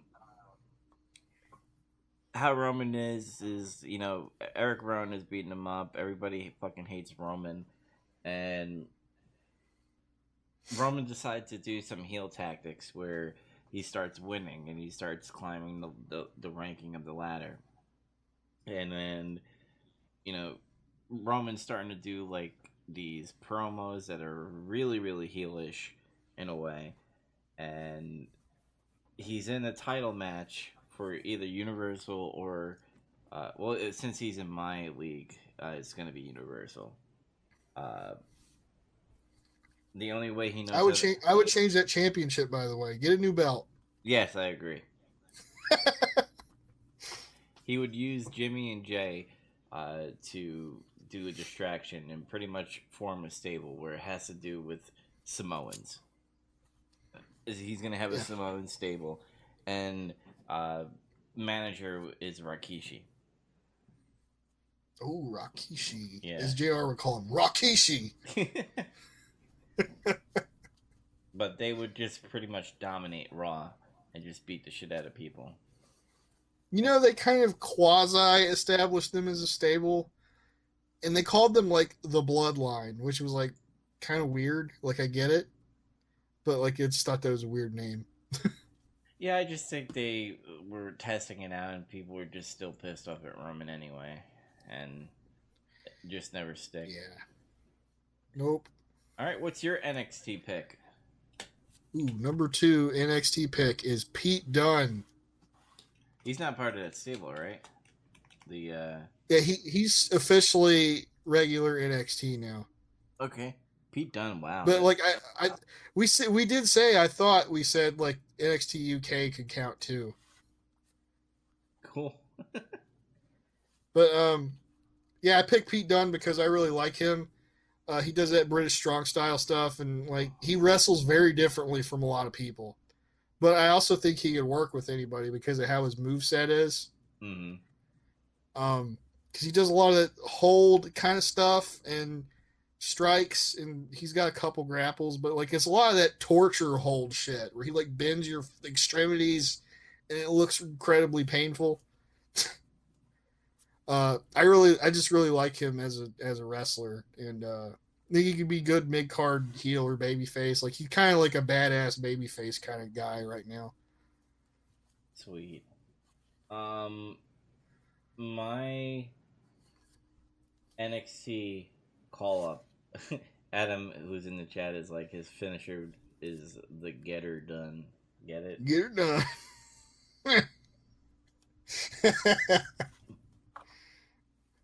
Ooh, I need a male NXT person, and I think I'm gonna pick this person, because I feel like I'm going for a cockiness. Like everybody's cocky in my roster. I'm gonna go with Matt Riddle. Matt Riddle, that's bro. Yeah, bro. Are you what the fuck is that? He's got like kind of a name for his fans. God, it's like the Stallions or some bullshit. Stallion Battalion. There it is. Yeah, the gimmick Matt Riddle's gonna have is he's gonna just fucking hate all legends. He's gonna be the legend killer, kinda. Just he just trolls the legends, like how he trolled Goldberg and how he every legend that comes up, he's gonna be in their face. So he's technically gonna be the new legend killer. I think they should just let him run his mouth however he wants because it seems to like get attention. Mm-hmm. So it's just like, yeah, if he wants to run his mouth, chew his mouth off and shit, like, I guess roll with it. Apparently it pissed some people off, but whatever. It pissed Goldberg off, to tell you that. Block him. He blocked him on Twitter. All right, what's your number 9? Drew McIntyre. Ooh, the Scotland. He's not a Terminator. He's just fucking Drew McIntyre. He's just badass. I really like Drew McIntyre since I saw him come back in NXT. I was like, this guy is going to be fucking awesome when he gets on main roster.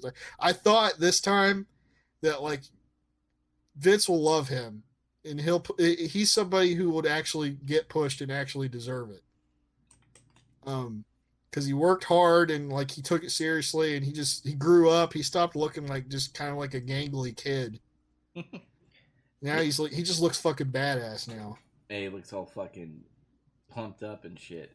Yeah, like he gained some muscle. I don't know, he just aged enough to where he doesn't look old. But this guy needs to be main event too. He could be babyface or heel because he was babyface in NXT and it was fine. And he can have good matches and man, he's strong as fuck. He can throw people across the ring and shit. He's fun to watch. He definitely is, and when he was in his early days, not his fucking 3-man band shit. His IC title days was pretty good. Yeah, he was all right as like a mid-card heel back then. Fucking 3MB. 3MB. I'm gonna pick this person to be a face, and just because he looks cool when he does all his moves, and he's like the ooh and ah of the show. Technically, he's my like cruiserweight, but he should be a mid-carder in my opinion. Ricochet. Oh fuck! I lost him too.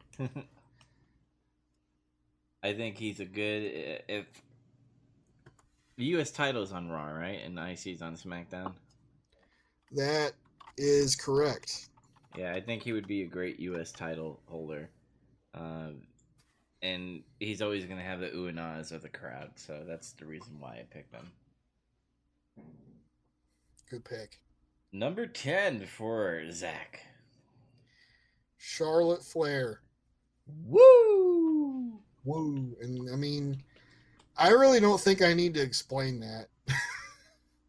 So, gotta have somebody for Becky to fight, and then the similar logic applies to her, pretty much.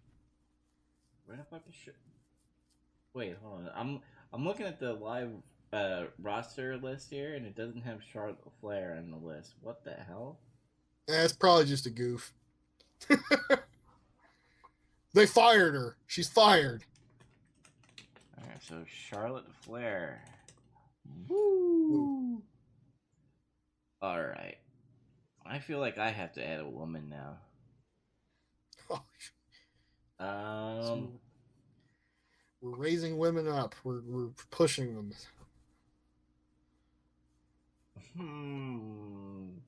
I think I need a boss here, so I'm gonna pick Sasha Banks. I'm shocked, just considering how you talked about her last week, or last 2 weeks ago. Well, she's gonna fucking climb the ladder. She's gonna take it from all the way from the kitchen to all the way to the voting booth. Wow.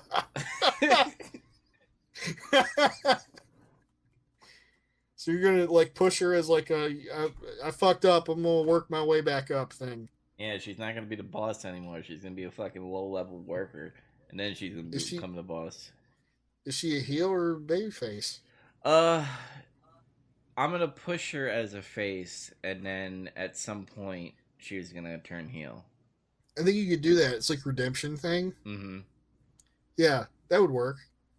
Yeah, I don't want to give up my other draft picks, but I need another player in there in order for that to happen. And it's not gonna be What? fucking Bailey. I'll tell you that. You don't like Bailey, do you? Fuck Bailey. Fucking Wow, you talked about turning her heel and shit that one time. yeah. Well, they're never gonna turn her heel, and she's never gonna do it because she wants to fucking hug people. Well, you could have picked Bailey and said, I'm going to turn her heel and I'm going to use my heel thing. That is true. I could. Because we're not doing this within the constraints of what they're doing. It's like what we want to do. Mm-hmm. So, but what color would her hair be? That's the question. Because you got to change her character has changed again. Yellow. Yellow? Wow. Mm-hmm. God, I feel like it'd just be too fucking loud. She needs to be loud. She needs to be noticed. And then when she's too noticeable, fucking brown. Just regular hair. Okay. Number 11 for you. Kevin Owens. No,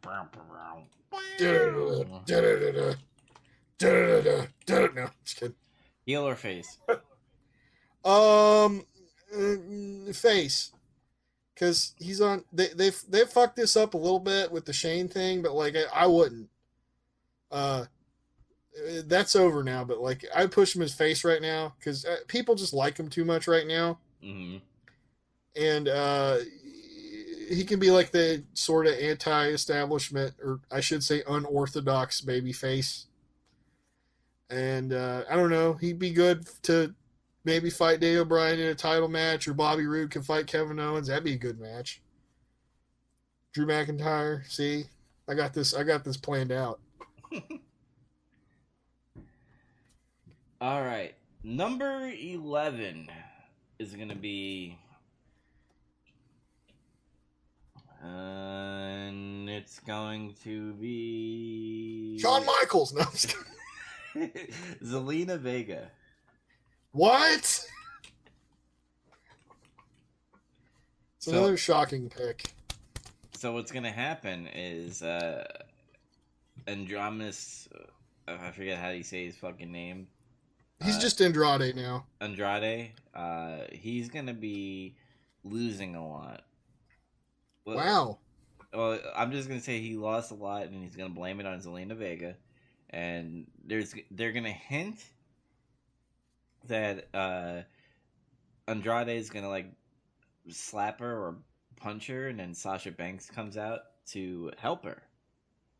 And they're going to be buddies, and they're going to be teaming up for a little bit for the Women's Tag Team Championship. And then at some point, Sasha and Zelina Vega are going to start losing, and then Sasha's going to turn heel down the road at some point. Oh, you did a little planning there, too. You included the Women's Tag Team Championship. Mm-hmm. That's pretty good. I haven't even done that just because I don't know. They don't have enough teams. Either that or who gives a shit about the tag team titles, because nobody, even WWE doesn't care. Women's wrestling is like, okay, like I said this before, I think. Like, I don't remember. I don't know if we did the show yet, but we might have just been talking way before that. Mm-hmm. I think I said, like, I think they have enough women to where they could put another title in the mix now. But I don't think women's wrestling is far enough along yet to have tag team titles, because they just don't have enough people that went in and be like, hey, let's be a tag team together. Mm-hmm. You know? Like, Sasha and Bailey, it works. Just cause, I guess. I think what you need to have is, even with, like, no, not I think that the women's tag team titles should be interbrand matches, like with NXT, SmackDown, and Raw, so that you could have that huge division of women. Well, they did that, and it's just that they don't do it that much for some reason. Well, fuck you, Vince. That's what I'll say. They've never been to NXT to defend it, and they said they could, or they would, and that hasn't happened yet. What is your number 12? That's all I'll do is I'll sigh really loud. Well, my number 12 is going to be a number 12 and a 13 because it's a team. Okay, what's your team? AOP. Oh, that's Razor. I almost said Tokar because I was thinking of fucking Ninja Turtles. Akam and Razor. Occam's razor, you get it? But I always like AOP, like I said earlier, and they could be a good heel team. And man, you could have AOP against War Raiders and destroy the ring. Mm-hmm. Or AOP and New Day, which I don't think has ever happened. So you got some good matches in there. And I just think AOP never got pushed like how they should have. I agree.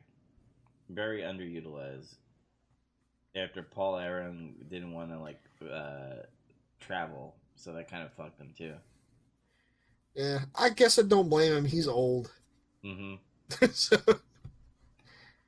So I'm gonna dip into the 205 roster. By the way, ooh, I'm gonna pick up Drew Gulak. Oh snap! And I think for the first time ever, he's going to be a face. He's going to be praising people that they're doing a good job. He's going to act like a little politician a little bit. And then at some point down the road, he's going to go back to his old ways. And then he's going to start screwing with people. And then saying that, this is a no-fly zone. Because I thought that was hilarious. Oh, so you're trying to bring back his no-fly zone gimmick? Yeah. That was honestly great. Like, it really was pretty entertaining.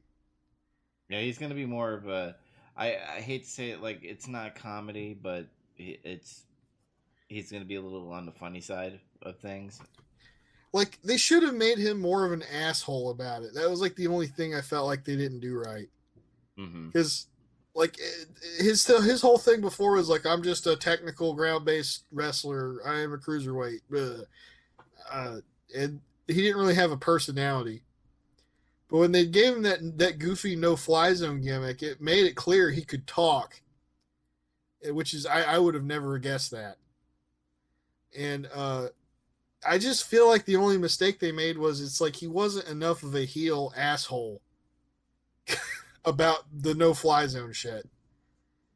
Like, he doesn't have to be so corny about, the no-fly, blah, blah, blah.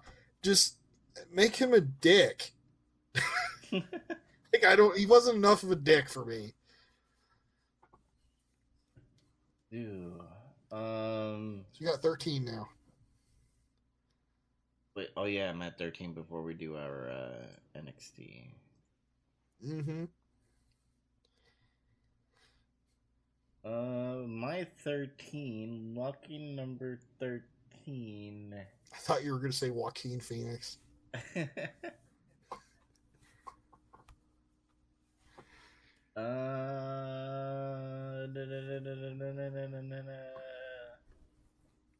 gonna pick Buddy Murphy.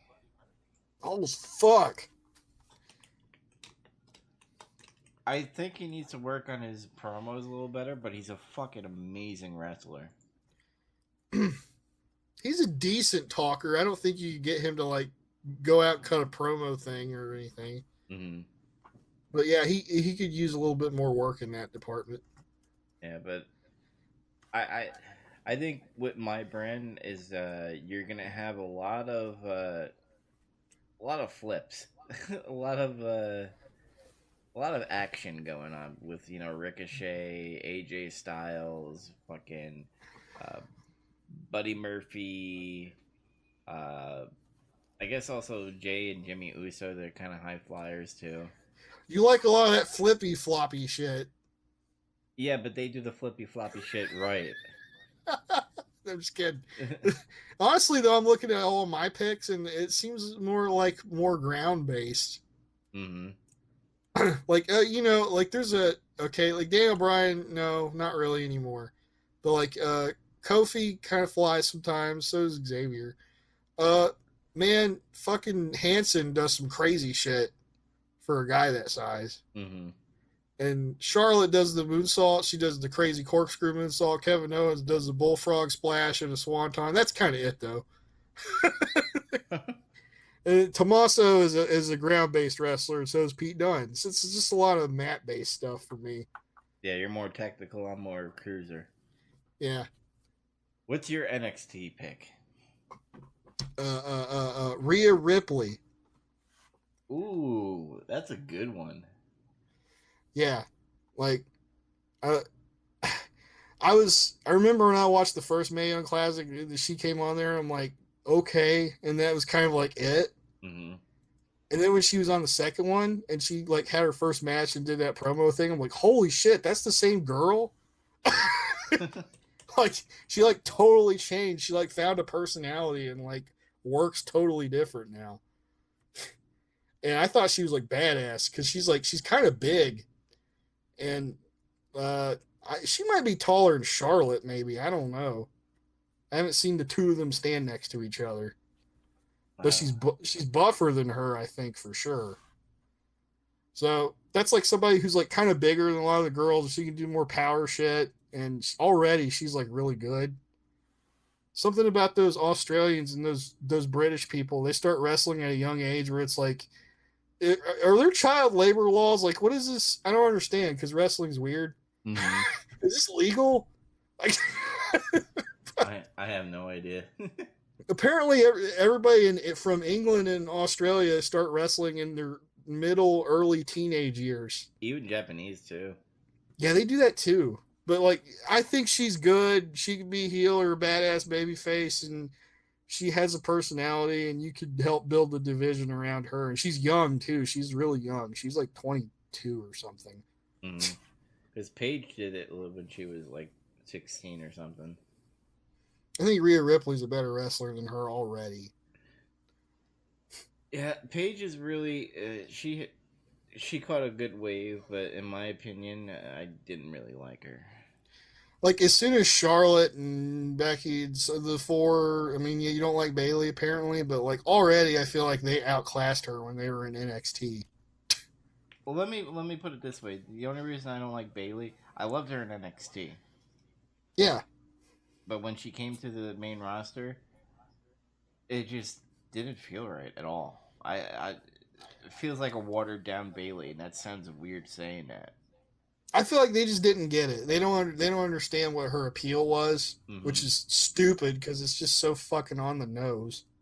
It's gonna sound weird too, but to me, it kind of feels like, and don't even like try to compare when I'm about to compare, even though I am comparing. Okay. Because the attire, I'm just based off of the attire and how now she does the elbow drop thing. Mm-hmm. She has like a Macho Man Randy Savage kind of appeal to it a little bit. Not because of like, freak out, yeah, and all that stuff. It's more of like the tassels and everything and being a fan favorite and doing the elbow drop. But I wouldn't like say they are the same, if that makes any sense. No, I get it. She's kind of Macho Man influence. She's probably a big fan of his. Mm-hmm. So I think I get what you're saying. Yeah. That was kind of weird of me saying that. My NXT pick. Can I do how like we do tag team where 12 and 13? Can I do NXT and NXT for a tag team? Yeah, that's fine. I'm picking British Strong Style, Trent Seven and Tyler Bate. Oh, they're not known as Mustache Mountain anymore? No, they're called British Strong Style. Mustache Mountain was a way better tag team name. Mm-hmm. And they're very technical, so they're a ground-based team, I think. Those guys are awesome. And they had like an awesome match with like Undisputed Era last year. That was like, it was that guy Trent Seven. He sold his fucking ass off, and like they were doing this thing where it's like Kyle O'Reilly and I think it was Roderick Strong. They were working his leg over or something. And they were talking about how Trent Seven had like a history of knee injuries, and he's clearly wearing a knee brace and shit. Hold on a second. Adam says the McIntyre ? Yeah, Drew McIntyre. Or did I write the McIntyre? The McIntyre. That's what you would call him. No. No, But I wrote Drew McIntyre. yeah, okay. Yeah. Oh yeah, I'm not looking at the doc. You are. Well, no, Um. I have it on the stream. This is kind of me brainstorming out loud. Maybe I don't know yet. I might just do it on WWE 2K19, but I might put our picks into a universe mode and have it just like simulate. That'd be cool. Mm. But yeah, I'll try to finish this real quick. They were working Trent's knee over, and man, I haven't seen anybody sell that believably in a long time. Like, I legitimately felt sorry for him, and like, I really thought he was like fucking hurt. I won't be afraid to admit that he had me going. It was good. Ah. Yeah, I believed it a little bit, kind of, because I was being a mark. I bought in, man. He was just he you know.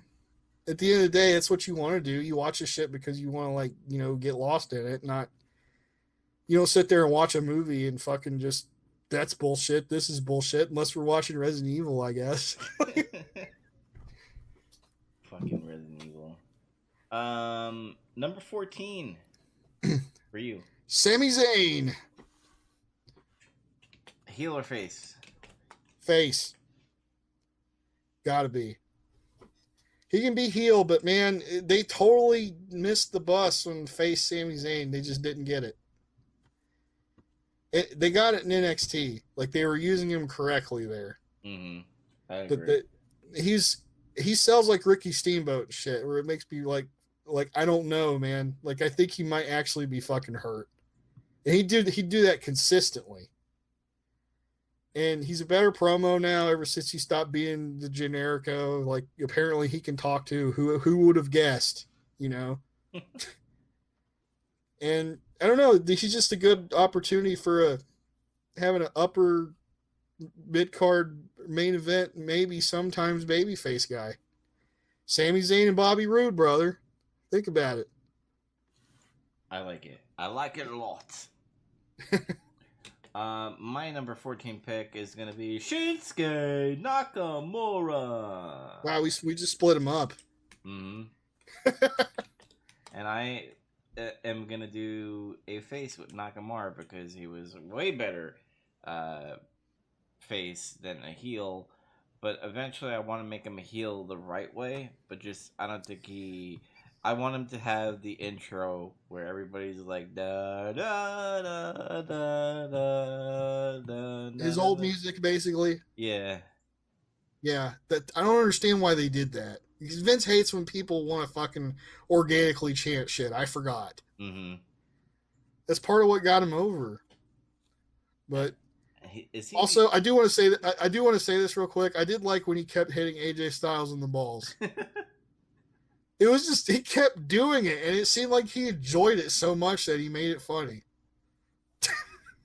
Oh, there's an update on what Adam was talking about. He was talking when I was talking about Bailey about her attire, and then he said the McIntyre. He was trying to make a punny joke.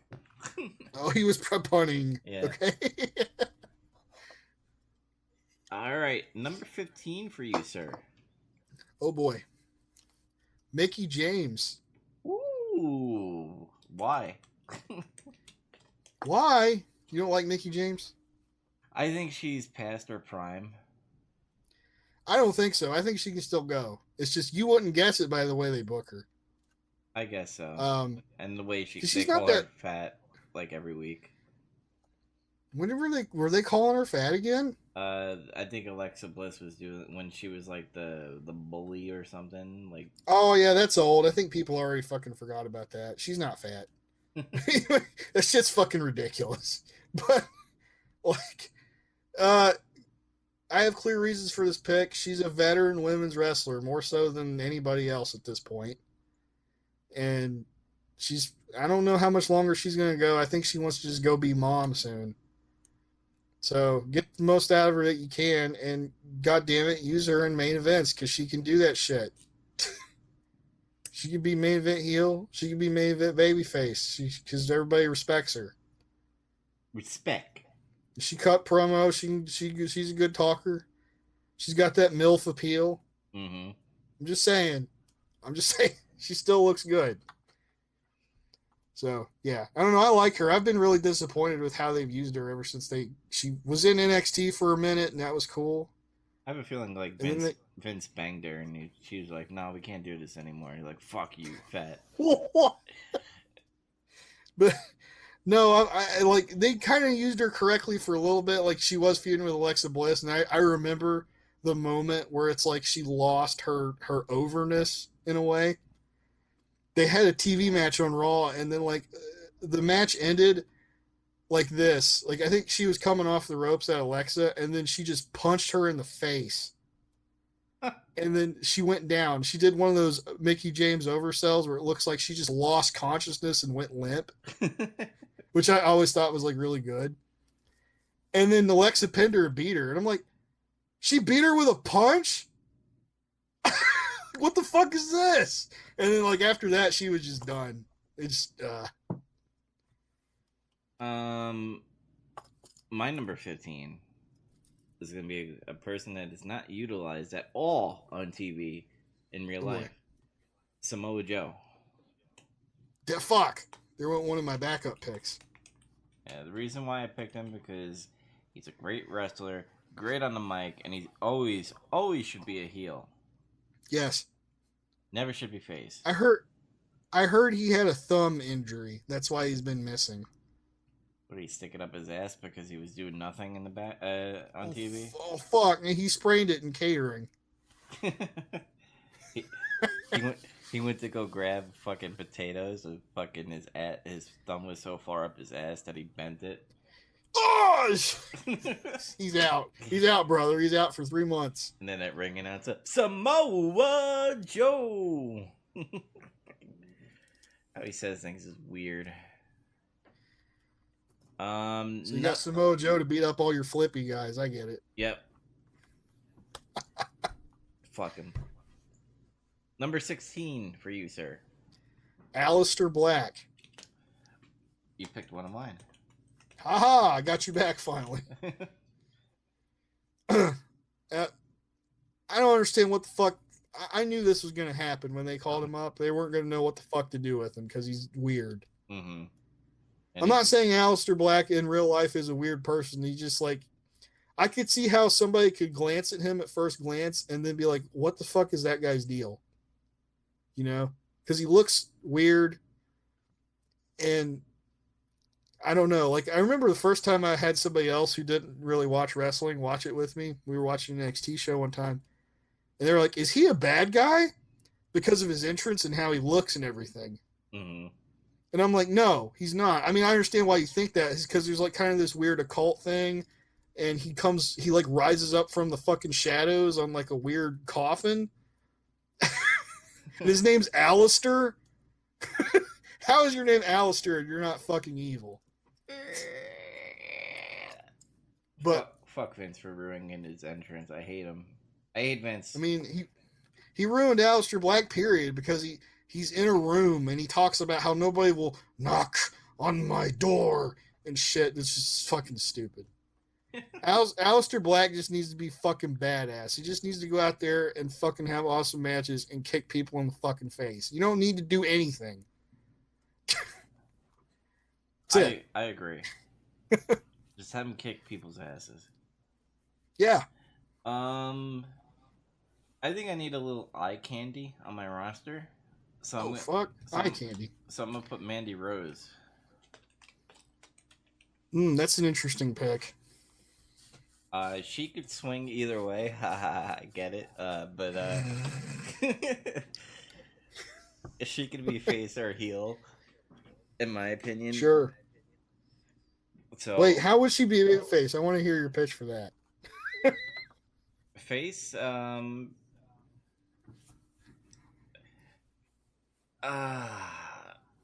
put you on the spot now. Yeah, you did. Mandy Rose.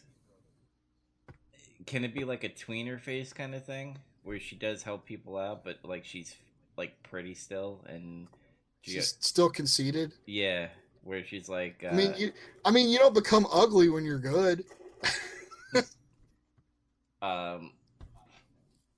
But she would. She could be like Trish Stratus. To me, that would be like the quickest thing.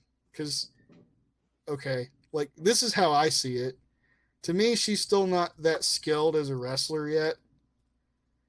Like I think she has potential to get better. In my opinion, I think they called her up too quickly. True. Uh, so you could do a thing like what they did with Trish, which was like, remember when she first started wrestling a bunch on TV? Mm-hmm. She wasn't really that good, but you could tell over time she kept getting better. So just do like this slow build thing. Like she's just kind of like, in the mid card, and she wins some, she loses some. And over time, maybe eventually people will get like, hey, she's getting better, and then like her. Just make her like Tyler Breeze. If you want to go over the top with it, sure. And then people will just be like, that's just Tyler Breeze, but a chick. I guess how I would make her face is like she's a team player. She helps people out, but she like fucks. She's a swinger or not a swinger. She fucks the boss. That's what you were gonna say. No, I don't want to do like a Vince McMahon kind of thing. She sleeps around with a lot of wrestlers. Like for example, one of the Uso brothers like is dating one of the black chicks. I forgot her name. Naomi. Like you could do I think they already did an angle with Mandy, right? They did. It was actually like kind of funny. It was actually, I thought it was kind of entertaining. But like I like that shit where it's like they did she wanted to fuck with her, so she's like, I'm gonna fuck with your husband thing. Mm-hmm. And then like they switched Usos, and he was like all about that shit because he was single. Like he was like, girl, let's go. Like actually made me laugh. Fuck it. Like, it's actually kind of clever. You know what? I'm kind of gonna do like a Vince McMahon angle, but it's gonna be with Triple H. What? That Mandy Rose is gonna sleep with Triple H. But he has Stephanie. Listen, she's gonna sleep with Triple H, and Stephanie McMahon's gonna get angry, and there's gonna be a Stephanie McMahon versus Mandy Rose WrestleMania. There's so much for him to lose from this. I know. Like honestly, I don't know. I feel like your brain would win out on that one. Do you think it should? But then again, there's. You think it should be Shane O'Mac? Yes. All right, so then Mandy Rose sleeps with Shane O'Mac. Actually, for some reason, it's just like I don't think Triple H is that dumb to fall for that. I don't know why. Like, and I would have still have Stephanie versus Mandy, but for example, here's the feud, because it's gonna suck because it's kind of gonna make look Mandy like she's a heel, but she's just beautiful, and Shane is the one that's an idiot and cheating on everybody. I mean, not everybody, cheating on his wife. But you would have an angle where the wife finds out somehow. So does Shane seduce her? Yes. So Shane would be like, this would be kind of hard in the PG era because he would be like, I'm the boss. You need to sleep with me. Hey, they're supposed to have an edgier product, so here you go, brother. Yeah. So Shane, this is making me laugh just thinking about it. So Shane like seduces her, and like she doesn't care because she's single and she's ready to mingle. And she's like, "Bruh, I like older men." Yeah. And then like the wife finds out, and then because the wife can't obviously be wrestling at WrestleMania, that'd be stupid.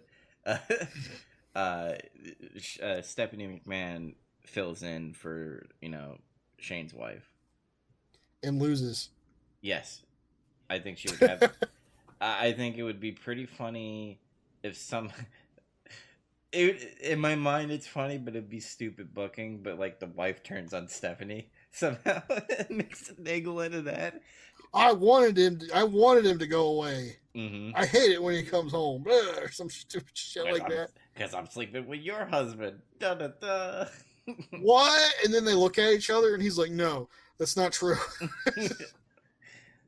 I'm actually sleeping with your father. Well, that's just believable. I'm just kidding. Yeah, but that's my Mandy Rose story. What is your NXT pick? Yeah, I got one more. Mm-hmm. Tyler Breeze. Oh, you're bringing him back up. I'm bringing him back, and I'm going to use him fucking right. Face. The guy is face. Just because I think people know he's underutilized, and it'd be kind of hard right now to make him heel. Mm-hmm. People are just happy to see him usually, and I don't know that he could be Intercontinental Champion. That's like, yeah, he could feud with, I don't know. He could have matches with Sami Zayn and maybe Drew McIntyre or something before he gets a main event push. Something. I dig it.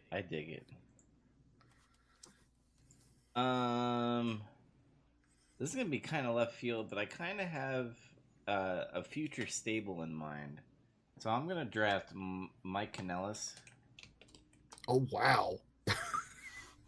And I'm gonna not make him a cuck at all. Another cuck. There's 2 cuck storylines going on right now on Raw. Yeah. What's going on with that? So I'm gonna have Mike Kanellis, and there's gonna be down the road like a new evolution kind of stable, and it's gonna be with the Revival, Dash Wilder and Scott Dawson, EC3, and Mike Kanellis. Who's the veteran in this group? I guess it would have to be Mike Kanellis because he's a veteran, right? Yeah, but I don't know. He's just like not maybe I'll successful. maybe I'll add Samoa Joe in there. There you go. Yeah. There you go. So that's why I would bring him. Right off the bat, when I draft him, Mike Kanellis is going to be a face. He's going to be a very vanilla type of face. There ain't going to be no gimmick. He's just going to wrestle. He's I'm going to split divorced. him up. Yeah, I'm going to split him up with Maria Kanellis because that really made him too much of a cuck.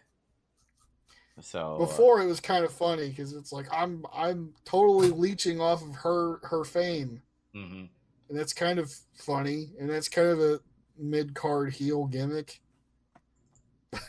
Yeah, but now he's just a cuck. I'm looking at my roster. Holy shit! Like I thought of all this stuff, but I'm looking at it right now, and I'm like, it's weird, but like in a good way. Yeah. Ooh. Number 17 for you, sir. Lashley. I'm kidding. Oh, I was typing it too. Bobby Lashley. Oh, okay. No, I mean, like, I just wanted to do the old Leo Rush Lashley thing. Is he still gonna be fucking Lana? No, because it's fucking stupid. Because I complain about this shit all the time with him. Like, why is Bobby Lashley always doing stupid shit? Like, did you see the promo where he's like, Rusev, this looks like your lamp. I must be in your house. Are you serious? Yeah, he said something along that line. I'm like, wait, what? And then like Lana came out under the covers, and like porn music started happening while she was taking off her clothes and into her lingerie. Wow. It's so stupid that made me laugh. Yeah, I hope Vince dies. I'm just gonna put that out there. Oh God. but oh no, Bobby Lashley would not be doing stupid shit. He would be fucking badass, and he would just whip ass because that's what he should be doing. He would just be that big fucking powerful guy that just is hard to beat. Main event, brother. Main event. Daniel Bryan, Bobby Lashley. Think about it. And then Sami Zayn, Bobby Lashley. Think about that. Yeah. You know what I think about? somebody getting these hands because Braun Strowman's going to be my number 18 pick. Son of a bitch. Lost him too. I'm finally going to make him better than the Big Show. Stop the Big Show push. Yes. I guess my thing would be I don't want to do the whole stupid like jobbers for each town and shit and make him look strong. I think he needs to. He's already legitimized that he could beat people up, so he needs to still beat the roster. He needs to beat the actual roster in order. He needs to climb the ranks. Not don't destroy any stars. He would have to destroy low mid carders on the Raw brand. Yeah, and then when you do that, the presumably the main event push, because why would that guy be in undercard matches? Mm-hmm. Just when you do the main event push, you have a built-in storyline about how Braun Strowman is a choke artist. Yeah, it's like you can't win the big one. You can't win when it matters. Like I can't too. Fuck you. Now he's facing a fucking boxer like Big Show, like an idiot. Is he gonna get punched in the nose and bleed again like him? Well, he's gonna fucking lose. I mean, there's no way that what's his name? Tyler Fury, whatever. Tyson Fury. Fucking, I'm calling him Tyler Fury. Fuck Tyson. Fury. There's a good wrestler name, Tyler Fury. Because they're not gonna make an actual boxer like lose in the fucking WrestleMania. He's gonna win, or there's gonna be like a screwy finish or something like that. No, they'll team up. They'll put aside their differences and whip some stupid heel team's ass like Rudolph or something. They're gonna face Nicholas. They're gonna beat the shit out of him. They're gonna beat the shit out of Nicholas. Oh God. Number 18 for you. Rey Mysterio. Really? Yes. Why? Because I know you kind of don't really like Rey that much. Mm-hmm. But I do. And hey, I admitted there was a few times during the end of his previous WWE run where he was kind of phoning it in. But all the matches he's had lately have been different and good. Mm-hmm. Like within this run that he's had. And I think it's just because I think he's planning on retiring. So like he's trying to have the best work of his career right now kind of thing. And that's kind of my mindset. He's Rey's veteran. He's retiring. He's you can be a main event, upper mid card guy, and help get guys over and have good matches. And he can watch his Rey Mysterio. He could watch his son die in the ring too. Yeah, he could watch Dominic get eaten by Brock Lesnar. Rey Mysterio, Tyler Breeze. Come on. Rey Mysterio, Sami Zayn. Okay. Come on. All right. Rey Mysterio, Kevin Owens. Okay, 619 into a fucking frog splash. Okay. Pretty cool. I think it's cool. Yeah. Are you ready for my number 19? Sure. I need another veteran. I need them to teach my roster how to wrestle because he's a veteran. I'm going to choose Eric Young. That's a good pick. And I'm going to finally use him on TV. What the fuck is... Why don't they use him? I don't understand. He must have like the easiest job. I think a lot of people in WWE have an easy job. You know, collect 500,000 and then do like a YouTube video about toys like Zack Ryder. Fuck. You know what you get to do? You get to get in a plane, you get to rent a car, you show up at the arena, you eat catering, you wait for 3 hours, and then you go to a hotel and you do it the next day all over again. I just made $500,000 for the year. Mm-hmm. Holy shit. Maybe I need to like get thrown off the Hell in a Cell like Mankind and get like a job or something. I don't think Mick Foley has a job. He makes books. He hasn't written anything for a while. I think he's creating one. He's releasing one soon. Oh, okay. He saved all of his money because he was a notorious cheapskate. Uh-huh. I don't know if you knew that about him or not. Yeah, I heard the Stone Cold stories. God damn, he'd always stay in like the shittiest hotels and everything. Mm-hmm. Smart man. Smart man. For real though. Now he has all the money so that he could get his hot daughter some sexy clothes. She's hot. Whatever happened to her? Like I thought she was like, I'm gonna be a wrestler. Did she just fucking give up? I think so. I think like she's more on like the diva side and not a wrestler side kind of thing. She had Becky Lynch give her a tutorial, and she's like, "This is hard. I can't do this." Oh well, maybe she needs to get thrown off of the Hell in a Cell to be like her daddy. Wow. You heard it here. Dubs wants to see women get thrown off of roofs. Thrown into the kitchen. Number 19 for Zac. Finn Balor. Finn Balor. I fucking hate people who say Finn Balor, by the way. They can go to hell. It's Balor. We're being stupid. Finn Balor is, I mean, I like him, obviously, and WWE doesn't know how they lost faith in him, I guess, because he had a shoulder injury at a bad time. Mm-hmm. It was just fucking stupid. But he could be upper mid card main event. Personally, I think he needs like a repush, so he'd be like upper mid card for me. And he could fight, Finn Balor, Aleister Black. Think about it. Or, Finn Balor already fought Tyler Breeze, but whatever. Finn Balor and Sami Zayn. That's not really. I don't think that's happened somehow. Yeah. Dream matches, man. Yeah, you gotta think about this shit. I think I need to end it on a high note. You just have a jobber. Kurt Hawkins, you need a jobber. It's like trying to think. I guess this is more of what Adam says. Yeah, The Rock versus Roseanne Barr. Oh shit! I didn't even think about this one. Even though we just fucking shit on him, Bray Wyatt. Wow.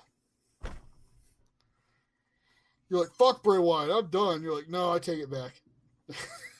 It was either that or burn it down, and I didn't want to burn it down.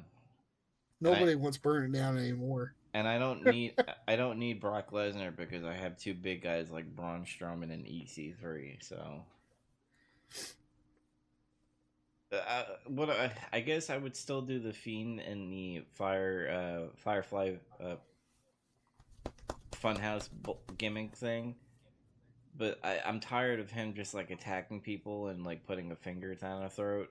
I would have him do different things. I would have him kidnap people. Like I would have Michael Cole kidnapped, and oh god, like he would be drugged and on Firefly Funhouse, and he's like, "Why am I here?" And he's like, he gags him and tells him to shut up and play along on his show. I'm sorry. Do you remember that time on Smack? You remember like SmackDown, like 2003 or 2004 or some shit? Do you remember Heidenreich? Yes. You remember when he fucking abducted Michael Cole and like raped him? I think. Yeah, I remember that. That was so fucking weird. Nobody brings that up anymore. Yeah, I wouldn't go that far, but I would have him do different things because it's so annoying to see the repetitiveness of him like fucking doing the mandible claw bullshit. You're kind of right about that, yeah. Like I would just use him more sparingly because it seemed like they just were like, "Oh wow, this Bray Wyatt guy's working, pal," and then they want to like use the fuck out of him all of a sudden, which is not the thing to do. Mm-hmm. He should be no.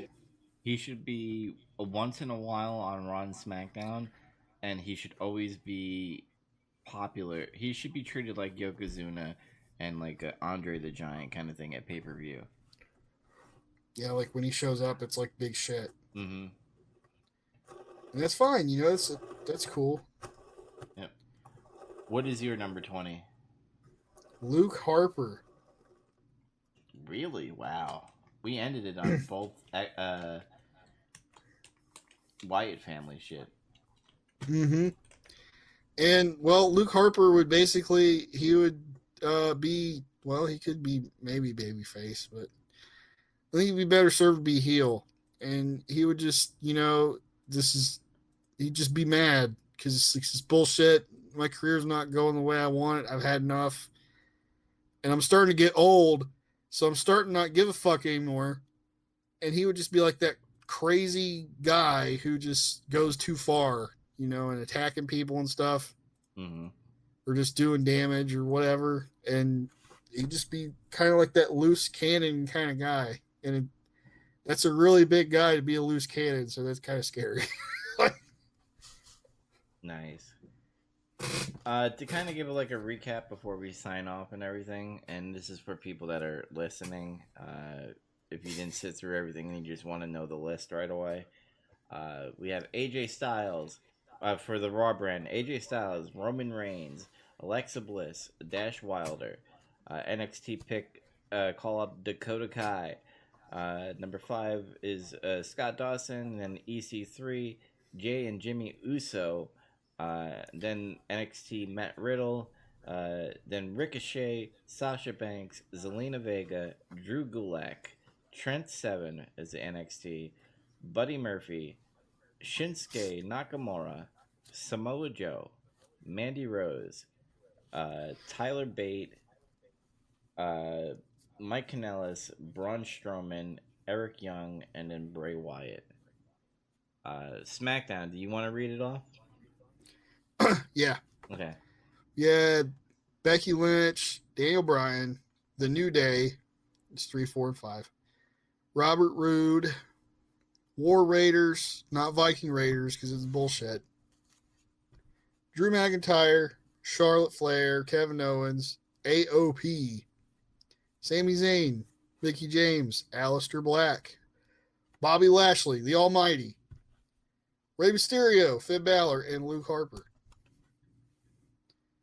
Your NXT. Oh, yeah. And then I had NXT call-ups. I forgot. Tommaso Ciampa, Pete Dunne, Rhea Ripley, and Tyler Breeze. Damn, these are solid lineups. Yeah.